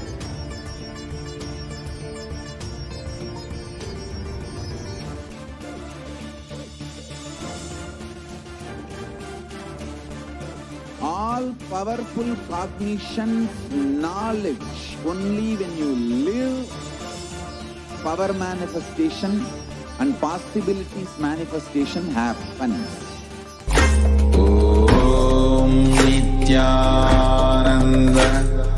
Paramashivoham. Om Nithyananda Paramashivoham.